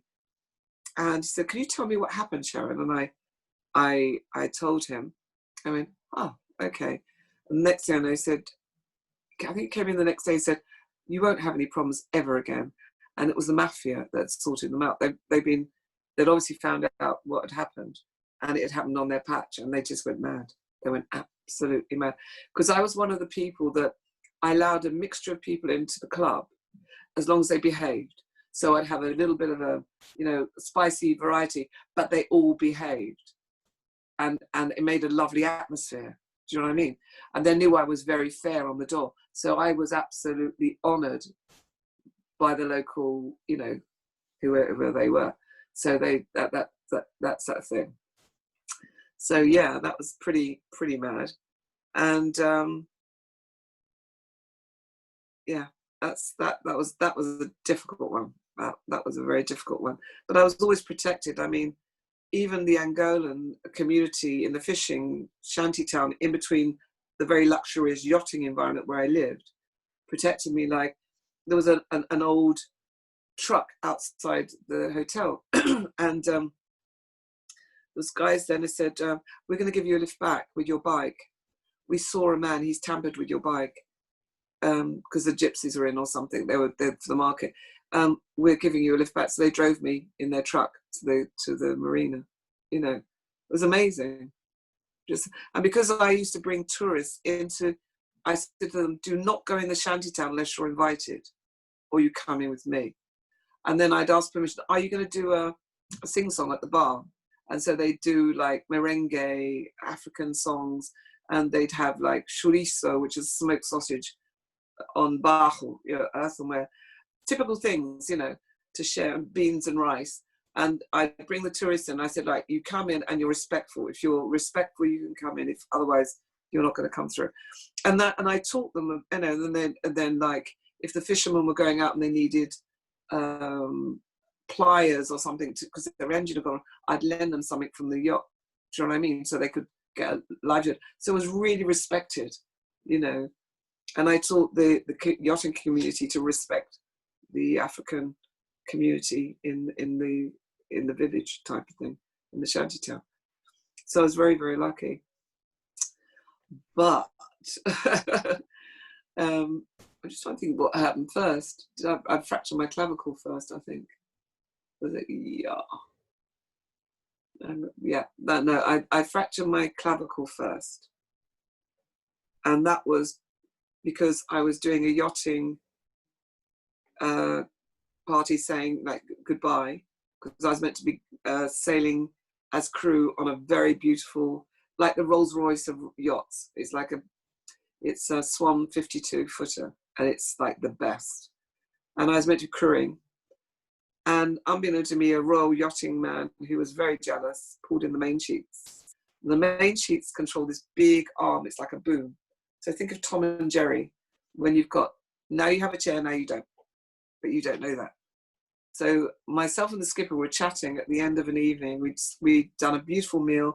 The same gin and tonic was on the galley as it was when I started the meal because we were too busy working. And we got a mixture of like hoi polloi and yachty people all together. It was really lovely. And as we're sitting there chatting, he pulls the main sheet. So we both go flying. And unfortunately for me, I fall into the cockpit, but my shoulder catches a cleat. And the winch, one of them, because it was a racing yacht, the winch knocks me out. And I come to with this man holding my arm going, don't worry, it's only the muscles. So think of a chicken leg. And that was my shoulder. And I managed to kick him off. And I said, get me to hospital. Just get me to hospital. So I had the yachting fraternity chasing him through the ports and my lawyer in London chasing him financially. And in the end, he settled out of court. And it was just, I just asked for enough to pay my medical bills, which was $2,500. You know, so I was still living on a yacht. So, and then, you know, carried on working, helping tourists, la la la la la. And then eventually I moved inland. I moved into a quinta with 31 horses, which I loved. And I used to work in a restaurant as a maitre d', top-end restaurant. So all the ambassadors or diplomats or whoever would come in. The chef was Savoy trained. I've dealt with very drunken golfers, the worst of the worst. You know, some of them were very esteemed people, you know, in their own, from Scotland or wherever. They did £400 worth of damage just to the lobster tank alone, just to give you an idea. And I'd hold them up in the bar until the police would come, so they didn't destroy anything else in the restaurant. You know, I could do it. I knew what to do, what to say. And they were completely out of order. They'd actually got into Portugal on fake IDs because they were banned, evidently, because they used to get so drunk and destroy things. So madness. But that's where I used to live and work. It was Arcela used to be the restaurant. Quinta dos Amigos, Farmers, the Friends. And then I used to look after the horses there. But I used to go and help on another estalage, like very beautiful inn at the end of Villamora, where there was beautiful stables, and I'd help take tourists out there, right? So I'd take tourists out riding, and because I used to help a lot, because the stable guys were a bit lazy, the mestre, who was like an alta escola is like high dressage. He allowed me to ride thoroughbreds. And there's one particular horse that hadn't been castrated that was amazing. And we just had this bond. And so he let me, you know, you know, you're not allowed to ride any of the horses if they're private, but he knew this was, not many people could ride this horse. And in the arena, he knew that it was right that we should be riding, you know, together. So he started teaching me dressage legs and, you know, using your bum. So you're just using voice signals and very soft finger signals, but it's legs and bum. Unbeknown to me, a supposed friend who used to be national junior champion had been watching me doing classes and realizing how good I was. And he one day came, and I couldn't understand. The horses were trying to bite him and trying to attack him. That's just to show you, they knew what he was going to do, and I didn't. Right? So I thought, what's wrong with them? That's really weird. And now, if you can imagine an arena in Portugal, it's got like a raised area with fireplaces and sofas. It's huge, absolutely huge. So he was wearing a red jumper. I was doing a very complicated move, anti-clockwise. I'd done the clockwise with no stirrups, and it was really complicated. The horse was really, really concentrating. And he just jumped up and scared the horse. So the horse rears, I get thrown, and I realize, oops, I can't move. I just can't move. So I call at the mestre and the jockey hand that was there, just get me up. And the Piccadilly walls, the arena walls are like that. Push my knees in, hold me up, and get the horse out. Because the horse will go mad. It's a thoroughbred. It doesn't want to hurt you. It never wants to hurt you. So I said, get the horse out. And once I got the horse out, I said, right, now get me down so you can see that I'm okay, but don't get him too close so you can smell that I'm in excruciating pain. And then they just put me on a boardroom table, and I said, right, now call my friend who's on, by that time they knew me at the hospital, you know, Borough Hospital. So I said, right, now call them. And he said, look, don't come in now, wait till the doctor comes in at this time. This is the doctor, osteopathic surgeon, that's what he said. I said, okay, so my friend's an osteopath, get me to him. So they got him, and he did some things that released it a bit, but I chipped a vertebrae and it was severing a nerve. So I was paralyzed from the waist down. And that's how I ended up in Borough Hospital for months. But luckily they didn't do surgery. I was very lucky. They let nature take its course. And just got me, in a special osteopathic bed. But all I had was, I was in a separate room, so all I had was a telephone wire, and I'd see the birds going on it, and a blue sky. And I could only, if I dropped anything, and I used to feel guilty if I dropped anything because I couldn't pick it up. I couldn't move to pick it up. And I knew that other people were having real awful orthopedic surgery. You know, you get car accidents and stuff like that. So when you're a long-termer, you get really, it's really awful. You get really depressed because you don't want to keep calling people. But in the end, I thought, I've got to make some sense of my environment. So I thought, if I can create value, then it will help me. So when there were tourists coming in, they were terrified and they couldn't speak Portuguese or understand. I said, look, get me on a maca, is like a gurney, I suppose. Once I was stabilized, I said, get me on a gurney and I will wheel me in and I'll translate. So they're calmed down and everything. So they used to get me to translate, or they'd wheel the person into my room and I'd translate, if I couldn't be moved, I've done naughty things as well. I've had my dog smuggled in, went crazy, poor thing. I've had a mariachi, like a Latin band, come and play loads of things for happy birthday. A friend who had a restaurant did a huge birthday cake, which I shared with everybody. But in the end, you do get very depressed because you think, how long am I going to be here? And again, I waited 8 days until I could control my voice without any pain. Well, I was in pain, but I could control the sound of my voice. Made the effort to call home, only to be screamed at by my adopted mother. In retrospect, I think she was probably terrified. She didn't know how to handle it. But all I got was, well, that's what you get for leaving us. That was the last statement she did to me. I just went, okay. Now, at that time, I didn't know how long I'm going to be paralyzed for, how I'm going to, nothing. So I just sort of quietly put the phone down and went, okay, I'm on my own. But I had a girlfriend who, when she couldn't find me, got on a plane to find me. like came out and looked and found and asked and found out what happened. You know, so they never came out, never. Wow. So what age were you then when this all happened? In my 20s. In my Mm. 20s, yeah.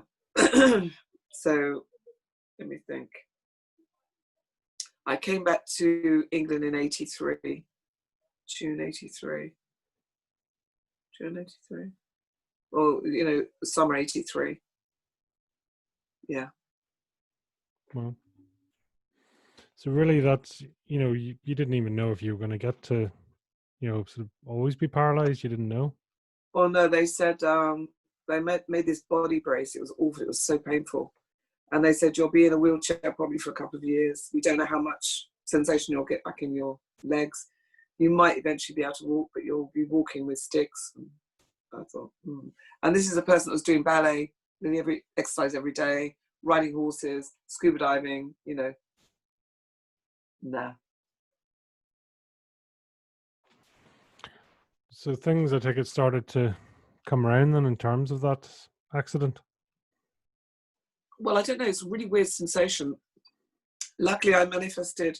The wife of one of the doctors was Indian, and she taught me Kapalabhati, which is breathing exercise to stimulate the body to engage in its healing process, and visualization. And all I can say is there's some people, they call it psychic surgery, but what it is just the body healing itself. But they didn't know what to call it in those days. They call it psychic surgery. I'll be laying in the bed and I'll be going, what is going on here? I could actually feel my body working out and reconnecting certain bits. It was the most weirdest sensation. But I also had a lot of static electricity, because you don't know until you're in a critical situation what your body will do to survive. So I had this biosphere that was like so powerful. Sometimes when some doctors would come and say, take a temperature or do that, I'd give them terrible electric shocks, but really bad shocks, not just like, you know, like you get a static shock, but it was much worse. It was like amplified, you know, and I'd set bells off and, you know, things like that. And they thought I was possessed by the devil. So they used to put crucifixes underneath my pillow, you know. It's like, what do you do? It's a Catholic country, you know. It's like, okay, whatever. So, but the priest used to love me. He used to come in to chat to me. You know, he was fine. I didn't like the Jehovah's Witness woman coming in and telling me it's the Lord's Day one Sunday. And I looked straight at her and I said, every day is the Lord's Day. Would you like to knock next time you come into my room, and I'll tell you if you can come in. You know. So, but the priest was great. You know, I got on with him really well. Are you religious out of interest or spiritual? I'm very spiritual, but you've got to imagine, you had a father who was supposed to be very spiritual, beating the shit out of you and his wife or whatever, and using religion as a manipulation and control. So I thought, when I was 17, I started studying yoga and about, you know, life force and things like that. So I knew about energy. I started studying about energy. So I knew there was something more. And that's what I was on a quest. I wanted to know more about life. I wanted to know what made things tick. Why did things happen? Why was it happening to me? And I that time, I actually thought that I was meant to try and heal the family, but I was not going to be happy. But I did have a function, but I didn't believe I could ever be happy. I thought my job was to try to heal the wounds, and to make other people happy. But at that time, that's what I believed, because I couldn't imagine. You know, it's almost like I felt I was jinxed, but but within all that, I would create good, but my life would be one trauma after another. But I didn't realize at the time that because I hadn't been taught to value my life, I would manifest life-threatening situations. You see what I mean? It's only in retrospect, when you start to learn about things like that, that you understand what you're creating. It's dangerous behavior too, very dangerous. You very know, much, very much, you very know, much. You're seeking a response, but unfortunately it can be a very dramatic response. Yeah, but I mean, even sometimes when I'm seeking response, I've saved tourists from a horrible situation, you know, gang rape and everything, and I've rescued people, and I'm thinking we need help now, and then mysteriously this Toyota Jeep would pull up and mistake me for somebody else and say, right, pile in, can you give us a lift to so and so, as the other people are rushing down, jumping their Porsches to get hold of, and total protection from the universe and angels, you know, whatever you like to say. But if you need help, and if you're doing something for the greater good, you will get that help. I've always believed that. Wow. And it doesn't really matter, you know, like I've been asked to do eulogies at Christian funerals. I've been asked to do readings at weddings. I said, just check in with the priest that it's okay because I'm Buddhist. I'm totally respectful. I love the Corinthians. I will read it. I understand it. La, la, la, la. Or I used to date a guy who was Christian. He'd go regularly to church. I'd go with him. I said, look, just let the vicar know that I'm Buddhist. That's cool. And I come out and get a blessing instead of taking the sacrament. And he jumped back because he came up to me after and said, excuse me, what do you do? And I went, I'm Buddhist. He said, do you do something every day? And I said, yes, I chant. And he went, oh, I thought so. Because the energy you build up, if you can imagine, have you ever heard of heart math and coherent breathing? Okay. If you look up heart math and coherent breathing, it's sort of getting in the flow, really helping the body to work in one. When you do it like that, your energy field is really amplified. You're like on it. You're really on it, right? So, but when I chant, that's very similar because it gets a rhythm. So it's like a vibration. So your whole body is tuning up, if you like. So it gets amplified. So anybody that's sensitive to energy, which he was, who said it comes to do me a blessing, went, whoa, what's going on here? Kind of thing, because you're going like the next person, you know, they've been on the piss the night before and they just made it to mass, you know, whatever, you know what I mean? And then suddenly you got this energy field coming at you, you know, it was a bit of a shock. We became great friends, and it's just respectful. And I've done lots of events. Later on, I would do lots of events, big events, be involved in very big events, Walk for Life. You know, we've got Desmond Tutu walking around and Babs, you know, lots of things. And that was interfaith. Nobody knew we were all Buddhist. I arranged all the security and stewards. You know, we were all doing it for greater good. You know what I mean? So it's all cool. Well, so you obviously recovered really from that situation. What happened then? Okay, so I went from the hospital. I eventually one day decided it was very spiritual how it happened. It was almost like a voice in my head saying, "You can do this. You can walk." So what I did, I used the knowledge of sailing that you look at the horizon. Because remember, if you've been laying like that and you try and sit up, you're going to be as sick as a dog, you know. So I remember sitting on my bed and hearing this amazing etheric voices or music or whatever in my head, looking at the horizon saying, wow, this is interesting. Let's see if I can stand on my feet. And if you've been months without standing, you've got no muscle, you've got nothing. And I managed to do it, and I must look like something out of Belsen because, you know, I was so skinny and wobbled along. And it was so weird for me to come out of my little, you know, 10 by 10 room and walk into a corridor and think, oh, that's what it looks like. And, oh, I can have a bath. My first bath. Oh, my God, it was amazing. That was the best ever, having a bath and realizing where everything was. But then they took me back to the Quinta where I was living. And it was difficult because your body is sort of healing fast, but the shock to the nervous system, you're still got post-traumatic stress, you know, and I just went into sort of not catatonic shock, but a shock where I couldn't speak again, you know, so I was trying to tell people what I needed and communicate, you know, and eventually that's when they decided to drive me back to England. They raised funds to drive me back to England, thinking they were helping me. And so they eventually drove me back to England. And as I got away from Portugal, I seemed to improve dramatically.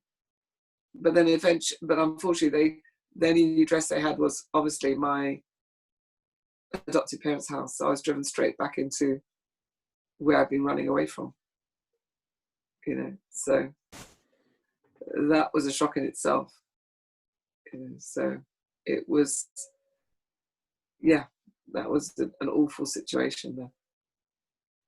So you're going away from where you wanted to be and enjoyed to going to somewhere where you didn't want to be. Yeah. And through a healing process where you sort of need all the energy and space you can get. Yeah. They didn't know what to do with me. My father had been accused of being a paedophile and molesting 13 children. So they were very conscious, what was I going to say? So they got their old family doctor, known when I was very little, when I was a child, and they committed me to the local, not asylum, but mental health institution. Took me a week to prove my sanity. That was one of the most frightening experiences of my life. And that comes about from their fear of you?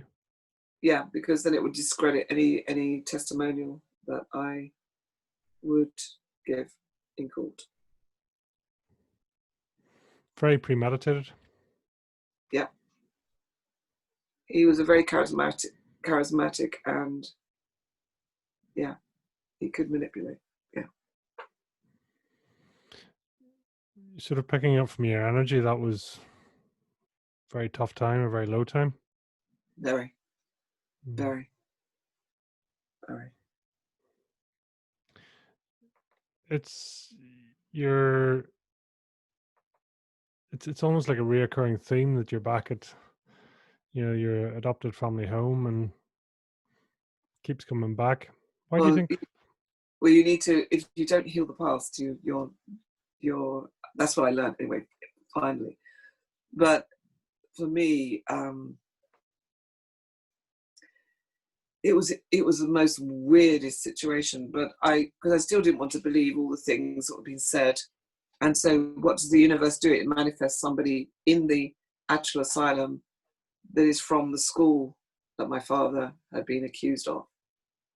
And I thought, okay, I know what I'm going to do. So on one of the few occasions they did come to see me, so it's really funny, I've met somebody that knows you. And then made sure it was in the distance. And I said, so-and-so over there. And I saw the colour drain from his face. And I looked, and I went, oh God, I got thrown up. And that, I had this crazy thought that I could protect all children. Even from a young age, I thought I could protect all children. And that's why I used to protect my sister from being really badly hurt and things like that. They were actually asked to leave the hospital eventually because it was something else he did. I can't remember what it was, and I responded, and he just went to let punch on me just then and there, right, in front of people. And I was told I was never to go anywhere near my adopted family, to keep well away from them. By that time I proved my sanity, and I was very compos mentis. Even the ambulance guy that took me there said, make sure you call your friends the moment you get there. He knew something was wrong. And when they give you, because I hadn't slept, obviously, because I'm on alert, a sedative. And I said, it's too strong because I'm clean, because I was vegan. I had very good food in Portugal. I actually collapsed with the phone in my hand, talking to a friend, and they had to try and pour milk down me because they realized they'd given me too strong a drug because I was telling the truth. It's crazy the stuff they used to do. But it was a very frightening place to be. Very frightening. So all it did was amplify my intuition. So I used it to my advantage. I helped the nurses. When they couldn't get near to a violent patient, I could. And then I'd get them in a recovery position so they could give a shot, you know, and whatever. They actually offered me a job and I said, no, thanks. Thanks, but no thanks. I mean, remember, I could only just about walk for 10 minutes. I'm in excruciating pain. I meant to wear a body brace, which I didn't like wearing because it hurt so much, you know. And all I wanted was TLC, therapy, and some love. And that's what I hadn't got. That's all I wanted. So eventually, they gave me £5, I think it was, in coins. And that was enough to pay for a coach ticket up to London. And that's how I got back to London and started all over again, sleeping on a friend's couch and building up from scratch all over again, which I did. It's almost like a reoccurring nightmare, it seems. I don't know. It's something I needed to understand, I think. I understood, by that time I'd realised how a monster is made. So that was interesting. If I hadn't had the back injury, I wouldn't have come back to England, so I wouldn't have met the Buddhist practice and learned a lot more things quicker about life and people. And I wouldn't have learned shiatsu, where I got my first taste of therapy, like Gestalt and things like that. So in a way, it was, although it sounds crazy to say, it was a blessing, because I had all these incredible sequence of events that helped me to be who I am today. So I'm not a victim. It's just, I'm just saying you don't have to go through that kind of situation. Listen to what's presenting, you know, in front of you. But if you don't have good mentoring, you don't understand what you're creating. You know, but within all that craziness, I'm still creating good and rescuing. I seem to rescue tourists and things like that, or rescue friends, you know. So I got back to London and I was terrified because I've never met a punk rocker. I lived a very affluent lifestyle. All I knew was beach, horses and good food, you know. And so that was a bit of an eye-opener.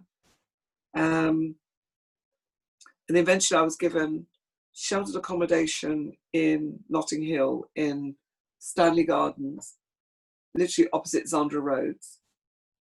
I was put on the 3rd floor, no door thingy, so I have to go down if anybody buzzes me.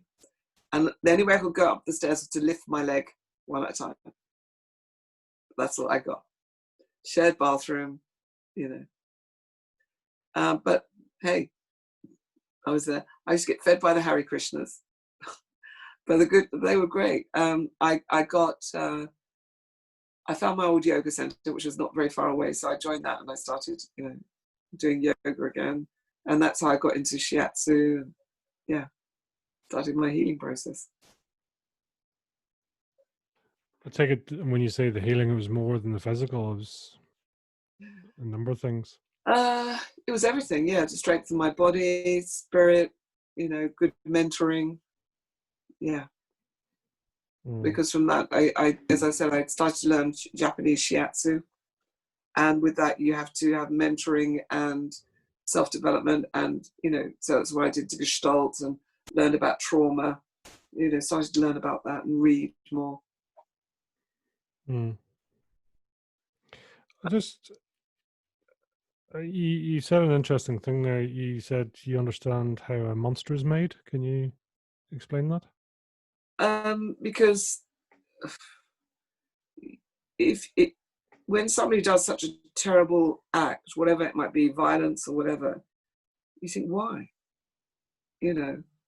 So in his case, I think there was madness slightly because he'd had meningitis and whatever. But he was just repeating the pattern of what had happened to him as a boy. You know, the beatings, the leather strap from his father who was violent. He was very gifted. He was a genius. I mean, he was evidently used by the military in Israel and Egypt on a secret mission, but which I still don't know what it was, what he did. But he didn't have to square bash, but he was given an army uniform. So he was one of those boffins that they used to, trek in, So, that's, that you learn to understand. Doesn't make it right, but at least the thing that worried me was I didn't want to become a monster myself. That's the most important. I had a very selfish, I had a very selfish aim, because I was petrified of repeating, the horror that had happened to me. So I wanted to make sure that it ended with me. If I was going to take all this punishment and, I'd saved my sister's life on many occasions. So I wanted to end it, bottom line, it stops with me.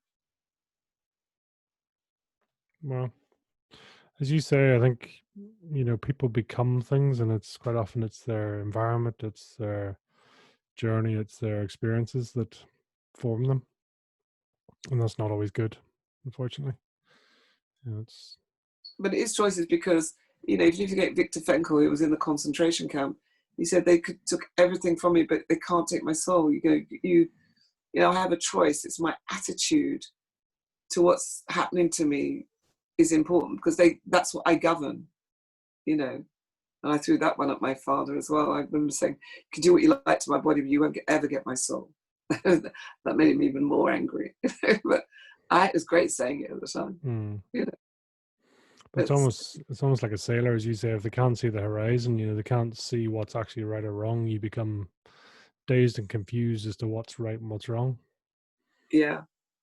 But it is what it is, but I within all that, like by the time I got back to London, found my yoga center, started studying shiatsu. I also found a theatre group I started studying, and it was with like resting actors, so they were equity, so it was very high standard. Stanhope Theatre Company did very good shows. They had proper production, they trained people for theatre, West End theatre. So I joined them, and it sort of carried on from there, really. Did it feel good to be back? Yes and no. I couldn't deal with London, the noise, the mess, the not having any money. So you had no choice. Everything was queuing. Everything was a challenge. Yeah, It was a big fight. It took me 6 months to prove that I've been paying national insurance, which has a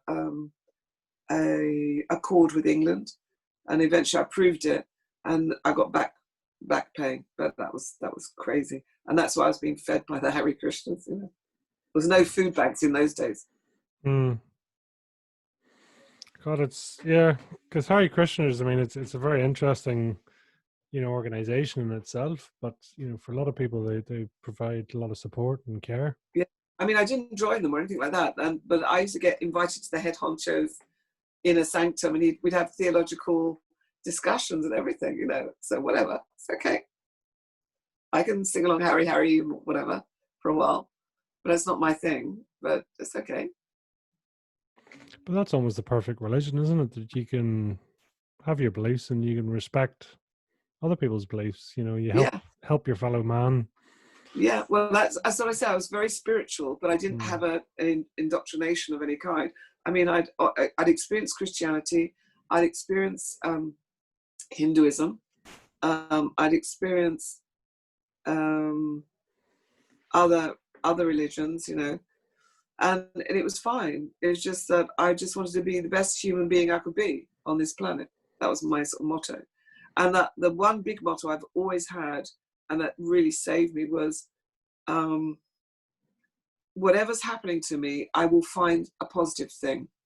So regardless of a seemingly negative situation, environment, there is something I'm meant to learn from it, even if it's my limitations, but it's something positive. Do you know what I mean? So that's, yeah. Bit of a curveball, but do you think you've been here before? Definitely.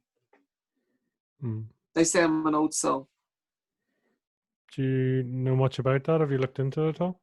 I've done a couple of times soul regression. It was really interesting because you can be male or female, and I've been male a couple of times.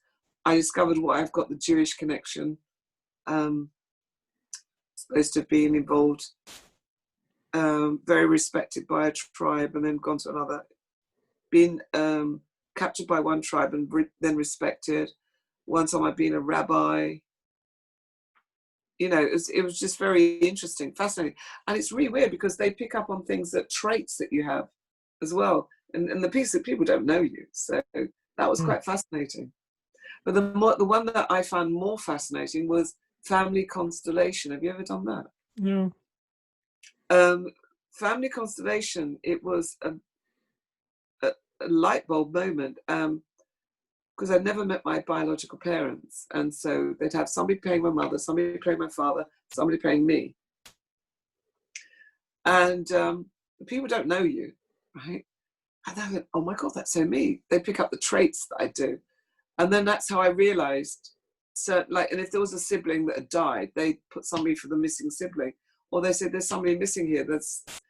They can work out energetically why certain things are happening in a family situation, because a dead sibling hasn't been acknowledged. Do you see what I mean? The baby might have passed, but they haven't acknowledged, because they've always, so the person that's living has always thought they were number one, but actually they're number two, because there's already another child. Do you know what I mean? Energetically. Anyway, once they get all that sorted, it all smooths out. You know, it's like a healing process. And that was really, really helpful. Really, really helpful. And it also helped me get rid of the baby rage that I had, which I didn't realize that a lot of adopted children have, which is, you know, if you've had trauma at a very young age, you had no way of expressing that, you know. Describe that to me, baby rage. That's a very unusual term. Well, I don't really know much about it, and the way it was said to me is like, when you're so vulnerable and whatever's happened to you, you've got no say in it. You've got all that pent up emotion and anxiety, anger or whatever, trauma. And it's just being allowed to express it in whatever way. You know, it might be by drawing, it might be by shouting, it might be by making a noise, whatever it was, you know. But it was, yeah, it's really powerful. It's really good. Almost sounds like when you're trapped back in your hospital room in Portugal, you know, that sort of rage of not being able to look after yourself as children are, you know, they might be subconsciously developed, but consciously and physically can't help themselves. Yeah, and also when they've had horrible processes done for them as a child, you know, all the baby does is that. They can't do anything else, you know. So there's a lot of healing to be done. And it can be done, and it's great. The baby's got a lot of resilience to procedures, but then they get re-traumatized by the parents usually, you know, because the parents are so traumatized by what they've had to let their baby go through, you know. So yeah. No, it's amazing, and you know, it's always interesting to hear about past lives and things like that, you know, and the journey. Have you had anything like that? Yeah, well, I don't know about it, but I do believe I've had past lives, but I don't know much detail. Fairly recently, I was going through a session, and for some unknown came up with a theory of one of the things I get is frustration, and actually that was basically getting caught during birth. Now I was a natural birth, but the frustration and, you know, being held, you know, being stuck is something there that's, you know, really, Oh yeah. you know, we pick up we pick up on that a lot in Cranio, because you get people that are, you know, the tendencies to have as an adult will be, well, you know, was there an epidural? Oh, hi man. It's all of this, you know, if were you suddenly pushed out, slapped, as they used to do to get you going, you know. Oh yeah, it's brutal. it's mad, you know, it is mad, and you know, I think the further we get away from nature, then, you know, the more we sort of struggle, you know. But Sure, absolutely, you know, absolutely. so take us on then. I mean, really, you sort of back in London, you were getting yourself back up and going again. Yeah, so I worked in a restaurant. It's crazy, really, when you think about it, called Cranks. That was the first whole food, big restaurant in Marshall Street. Worked there. it's really mad when you think of carrying heavy pottery plates, and I could only walk for so long. Worked my way up there. What did I do after that? I never left a job without going to another job, so I must have been offered another job. I'm trying to think in which order. But again, I seem to fall on my feet and be offered, good jobs. And I've worked in retail, top end retail. That was quite exciting. Working my way up again to eventually work in Mayfair and run a bridal registry for about 4 or 5 years, for Thomas Good of Mayfair. Amazing. So I was dealing with a lot of, society and royal family. That was lovely. Beautiful environment to work in as well. The only problem was my office, my luxury office or showroom office, was downstairs. So I had no windows out into the street. But yeah, it was a luxury environment. So I've dealt with a lot of interesting situations, with people coming to buy off registries and everything. Yeah. Well, it's when you say buy off registry, what do you mean by that? Well, the bride will open up a registry of all things she would like crystal, china, porcelain, antiques, and then somebody will come in and say, "Oh, I'll buy the whole dinner service for like $5,000 or whatever," or somebody say, "Oh, I'll buy 2 St. Louis crystal glasses at £125 a pop." Because that's like, "Do you think that's enough?" I said, "Oh, that's lovely, madam. Don't worry." And then I've got to make sure that there's something small and nobody's ever ashamed, and I've got to read somebody so that I know that I can offer them something on the list that they will not feel ashamed about having. You know what I mean? And so that way, then what it is, it's like money in a pot, and then the bride comes in at the end, closes her account, and then chooses what she wants from the shop. And there are thousands of pounds. I mean, 25 grand, 50 grand, 13 grand, 7 grand. That's how it is in those environments. And there was some beautiful times when I had royalty come and they had to have their lunch in my office because of protocols, so nobody else could see them, and they're doing the wedding list and yada yada yada. It was just lovely. I loved getting it right. I loved helping people. Like, I'd have people from diplomatic situations where they've inherited a big pile. They've got to give all these diplomatic dinners, and they've got a huge set of, I'm going to call it, I use Heron. Heron is a porcelain from Hungary. It cost a fortune. But there's another company called Richard Denori from Italy, where the same similar porcelain shape of plates. So if you intermix them, it can save them a fortune. So when they had to prepare for huge banquets or dinners, and they hadn't got the money to spend, they had to, present a good table, I showed them how to do it without losing dignity, without losing faith. So they really loved me. Any problem they had, I'd resolve it, and I poured so much champagne down mothers of the brides to calm them down, so the bride could get a bit of space, or, got a pot of tea for somebody, Once I was allowed to offer them champagne and tea, I said, we've got to sort them out. They're so stressed, I walked into a department that was not functioning. It was an absolute chaotic mess, with the chairman walking around stomping and banging his bangala on the desk, to leaving, and they had to get 4 people to come in and do my job.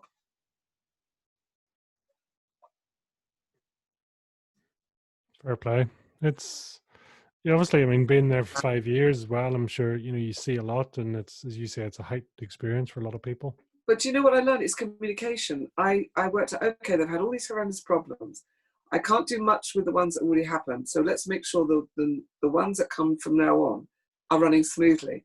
So I'd go in, it was a very, very high class environment. So I'd walk in to the back rooms, to the warehouse where all the guys were. I said, okay, what are your biggest problems from the bridal registry? Tell me. And I start to communicate with them. They say, well, they keep on promising that they're going to have this and that. Do you know it takes 18 months for us to get blah, blah, blah, blah. So once I knew their problems, I knew what not to, I could, under sell and then produce them earlier, if you like. Mm. So, and once I got the lines of communication open, things went really smoothly to such an extent. This is an anecdote I don't mind sharing because it's really positive, and I'm not going to name any names. But they'd lost favour with the royal family, Thomas Good, at one point.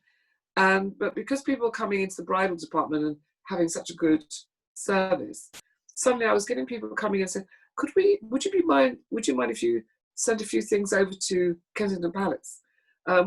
They've got a dinner party and they want to present a gift. And I said, well, who are not sort of who are the people, but give me an idea of the kind of person, age, male, female. So I do a selection of things that looked sumptuous, but were quite inexpensive. They're not sort of too, and that was a real success. So I was doing a lot that way. So they didn't have to come in. It must be the first way of internet. That's my version of internet shopping, And it was a real success, success. So I think that's how I got a lot of the bridal, such good bridal registries and accounts, I mean. And it was working so well in the end, I got called up by the chairman and the shop floor manager, and they said, you are no longer allowed to do direct communication with the palace. I went, okay. But then they all started asking for me anyway, so it didn't make any difference, so yeah. Wow. Yeah, and putting on wedding events there was fabulous. I mean, amazing. There's a reoccurring theme there, and the words you're using there is serve, serving, helping, resolving problems, and communication. That seems to be a continuous theme with you. Does that make sense? Yeah. I think even when I moved on to property, I went for an interview which I didn't expect to get because I was in 45 by that time, and usually it's spring, people in their 20s that get these jobs, but they wanted somebody to do the admin for a rentals department in off Cadogan Square. It was like the best, and I got it because I had more energy and more enthusiasm. So I thought, okay. So I joined this company, and within 3 weeks of being there, I had to move the whole office to a new location in Knightsbridge. 3 weeks, and you've got to move a whole department.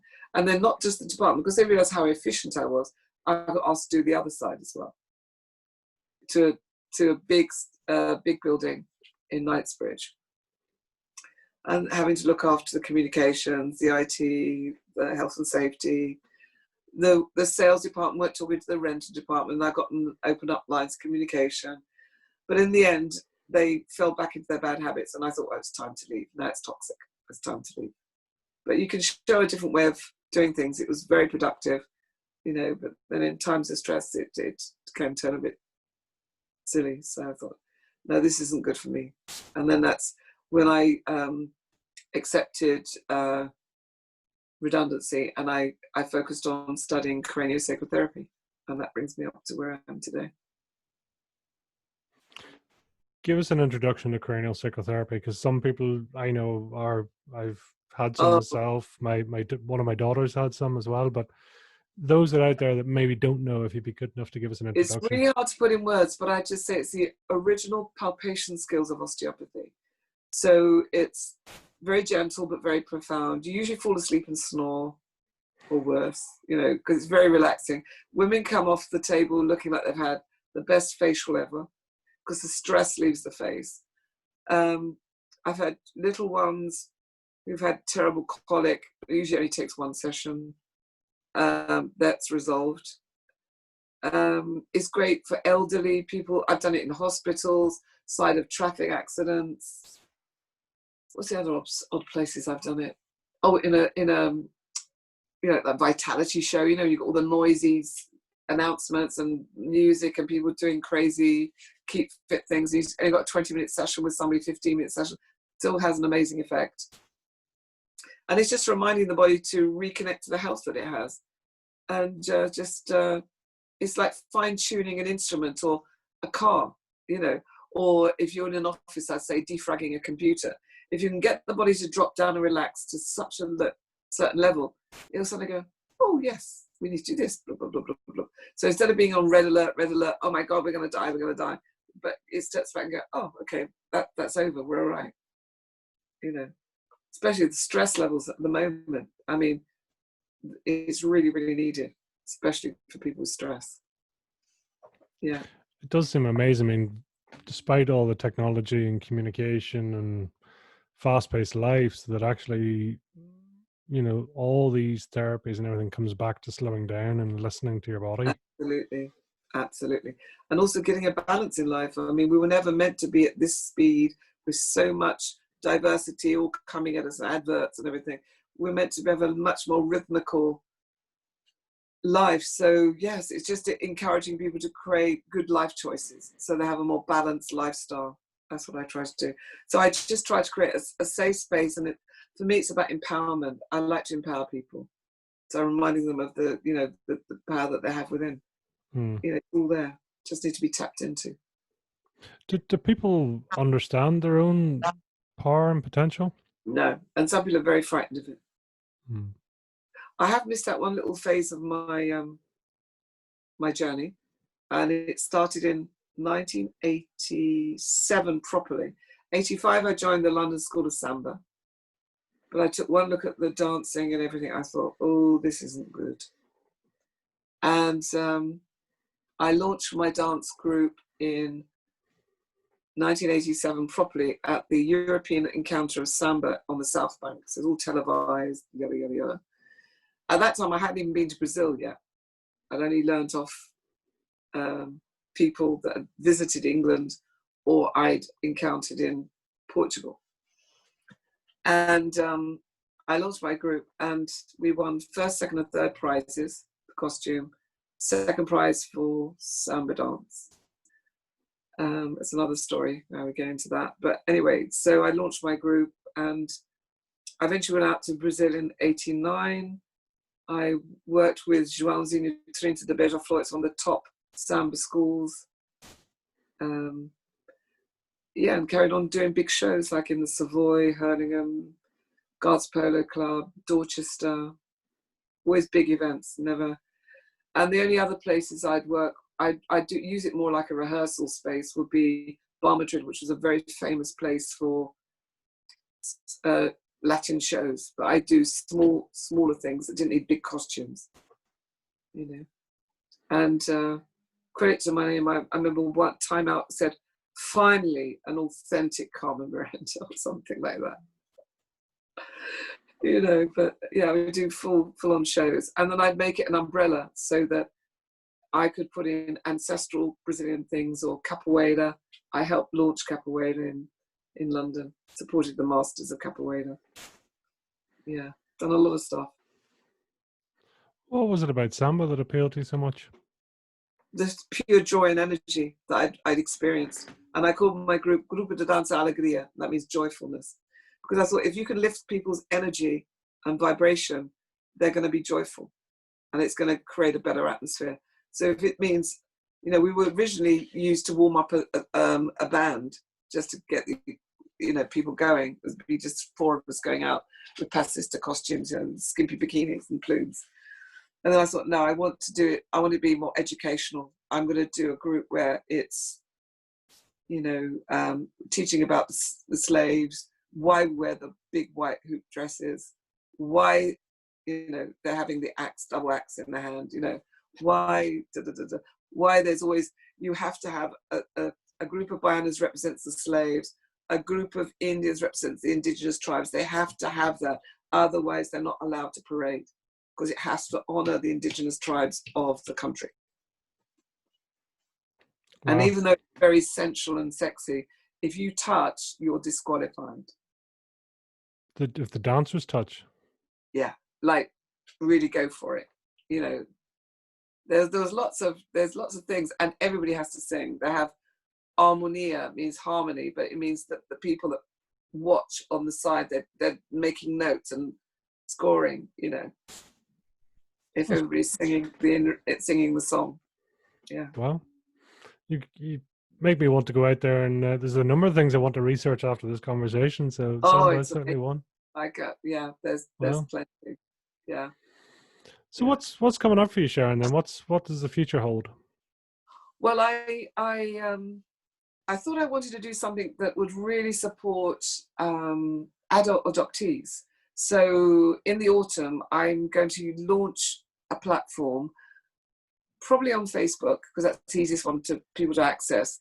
Because I realised that I'm very fortunate. I belong to the North London adult adoptees group, and it's really, really supportive. And we share advice. We have visiting speakers. At the moment, we're doing it on Zoom, and we share information, and it's really helpful. And you have a voice. You haven't got to explain yourself. So I'm going to do a platform on Facebook that will have like information, video suggestions, podcast suggestions, books suggestions, and people could share poetry, whatever, but non-judgmental. It's just an open space, obviously respectful, and see where we go from there. Sounds fascinating, and help people to work out their identity too. Yeah, definitely. I just want to, because I've realised that I've really appreciated all the help that I've had. And I've managed to manifest some really amazing mentors throughout my life. And it's really important to give a helping hand, because a lot of people are being forgotten. They were sort of like the forgotten clan. There's a lot in place now if you're adopted. But in my generation, we were, oh, you're adopted, now you're fine. No, you're not. Especially if you're, binational, biracial. It's really gets confusing. You become suicidal. It's a big deal. It's a big deal. You don't fit in.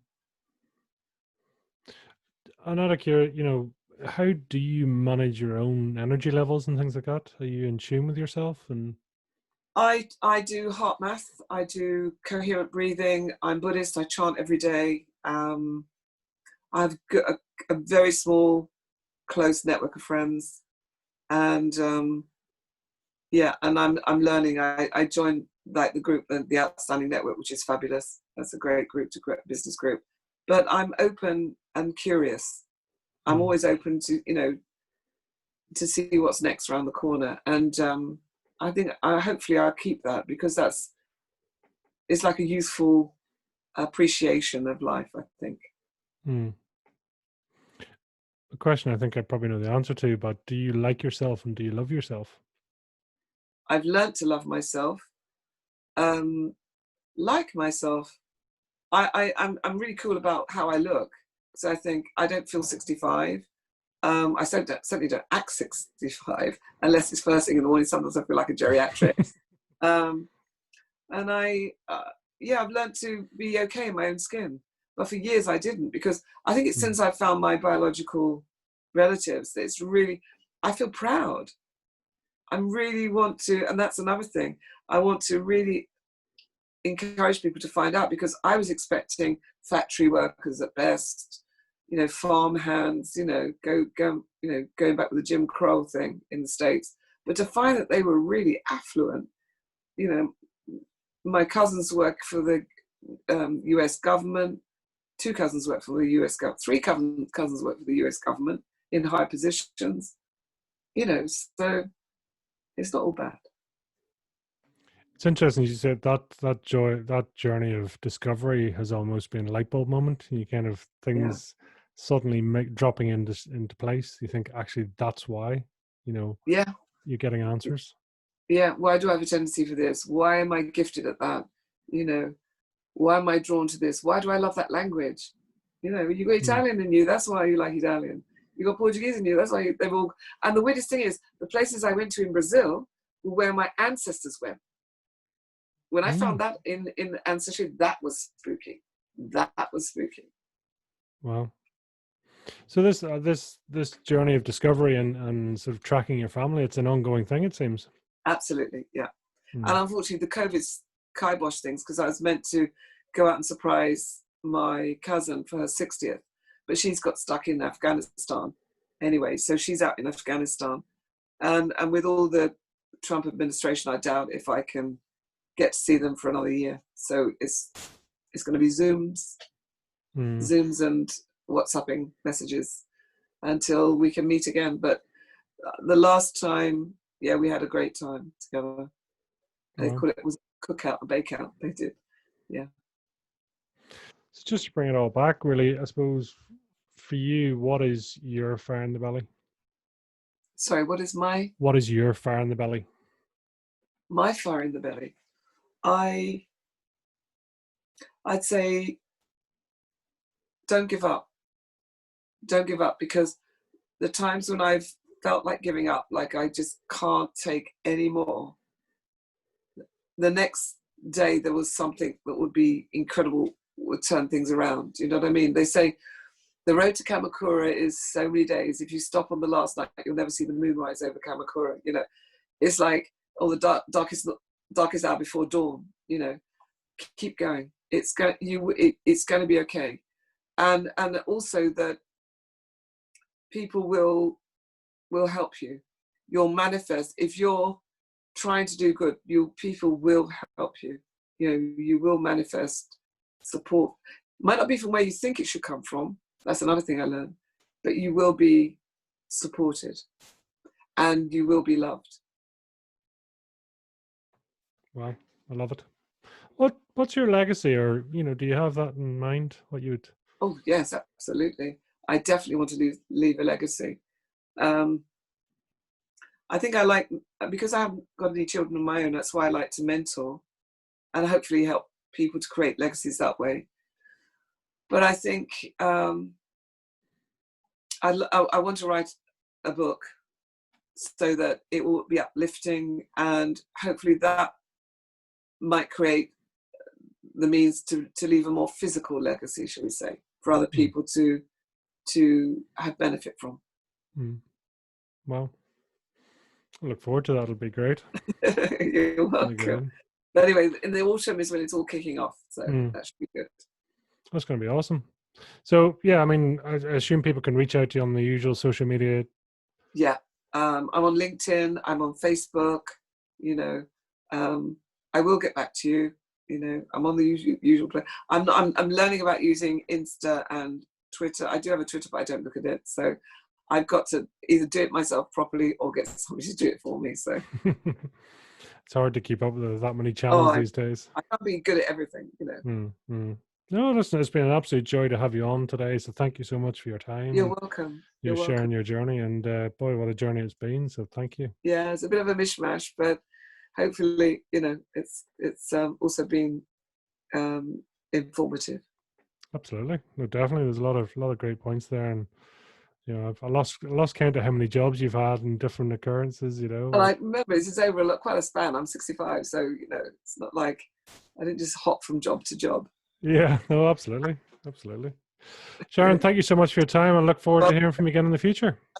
Lovely, thank you. Thank you.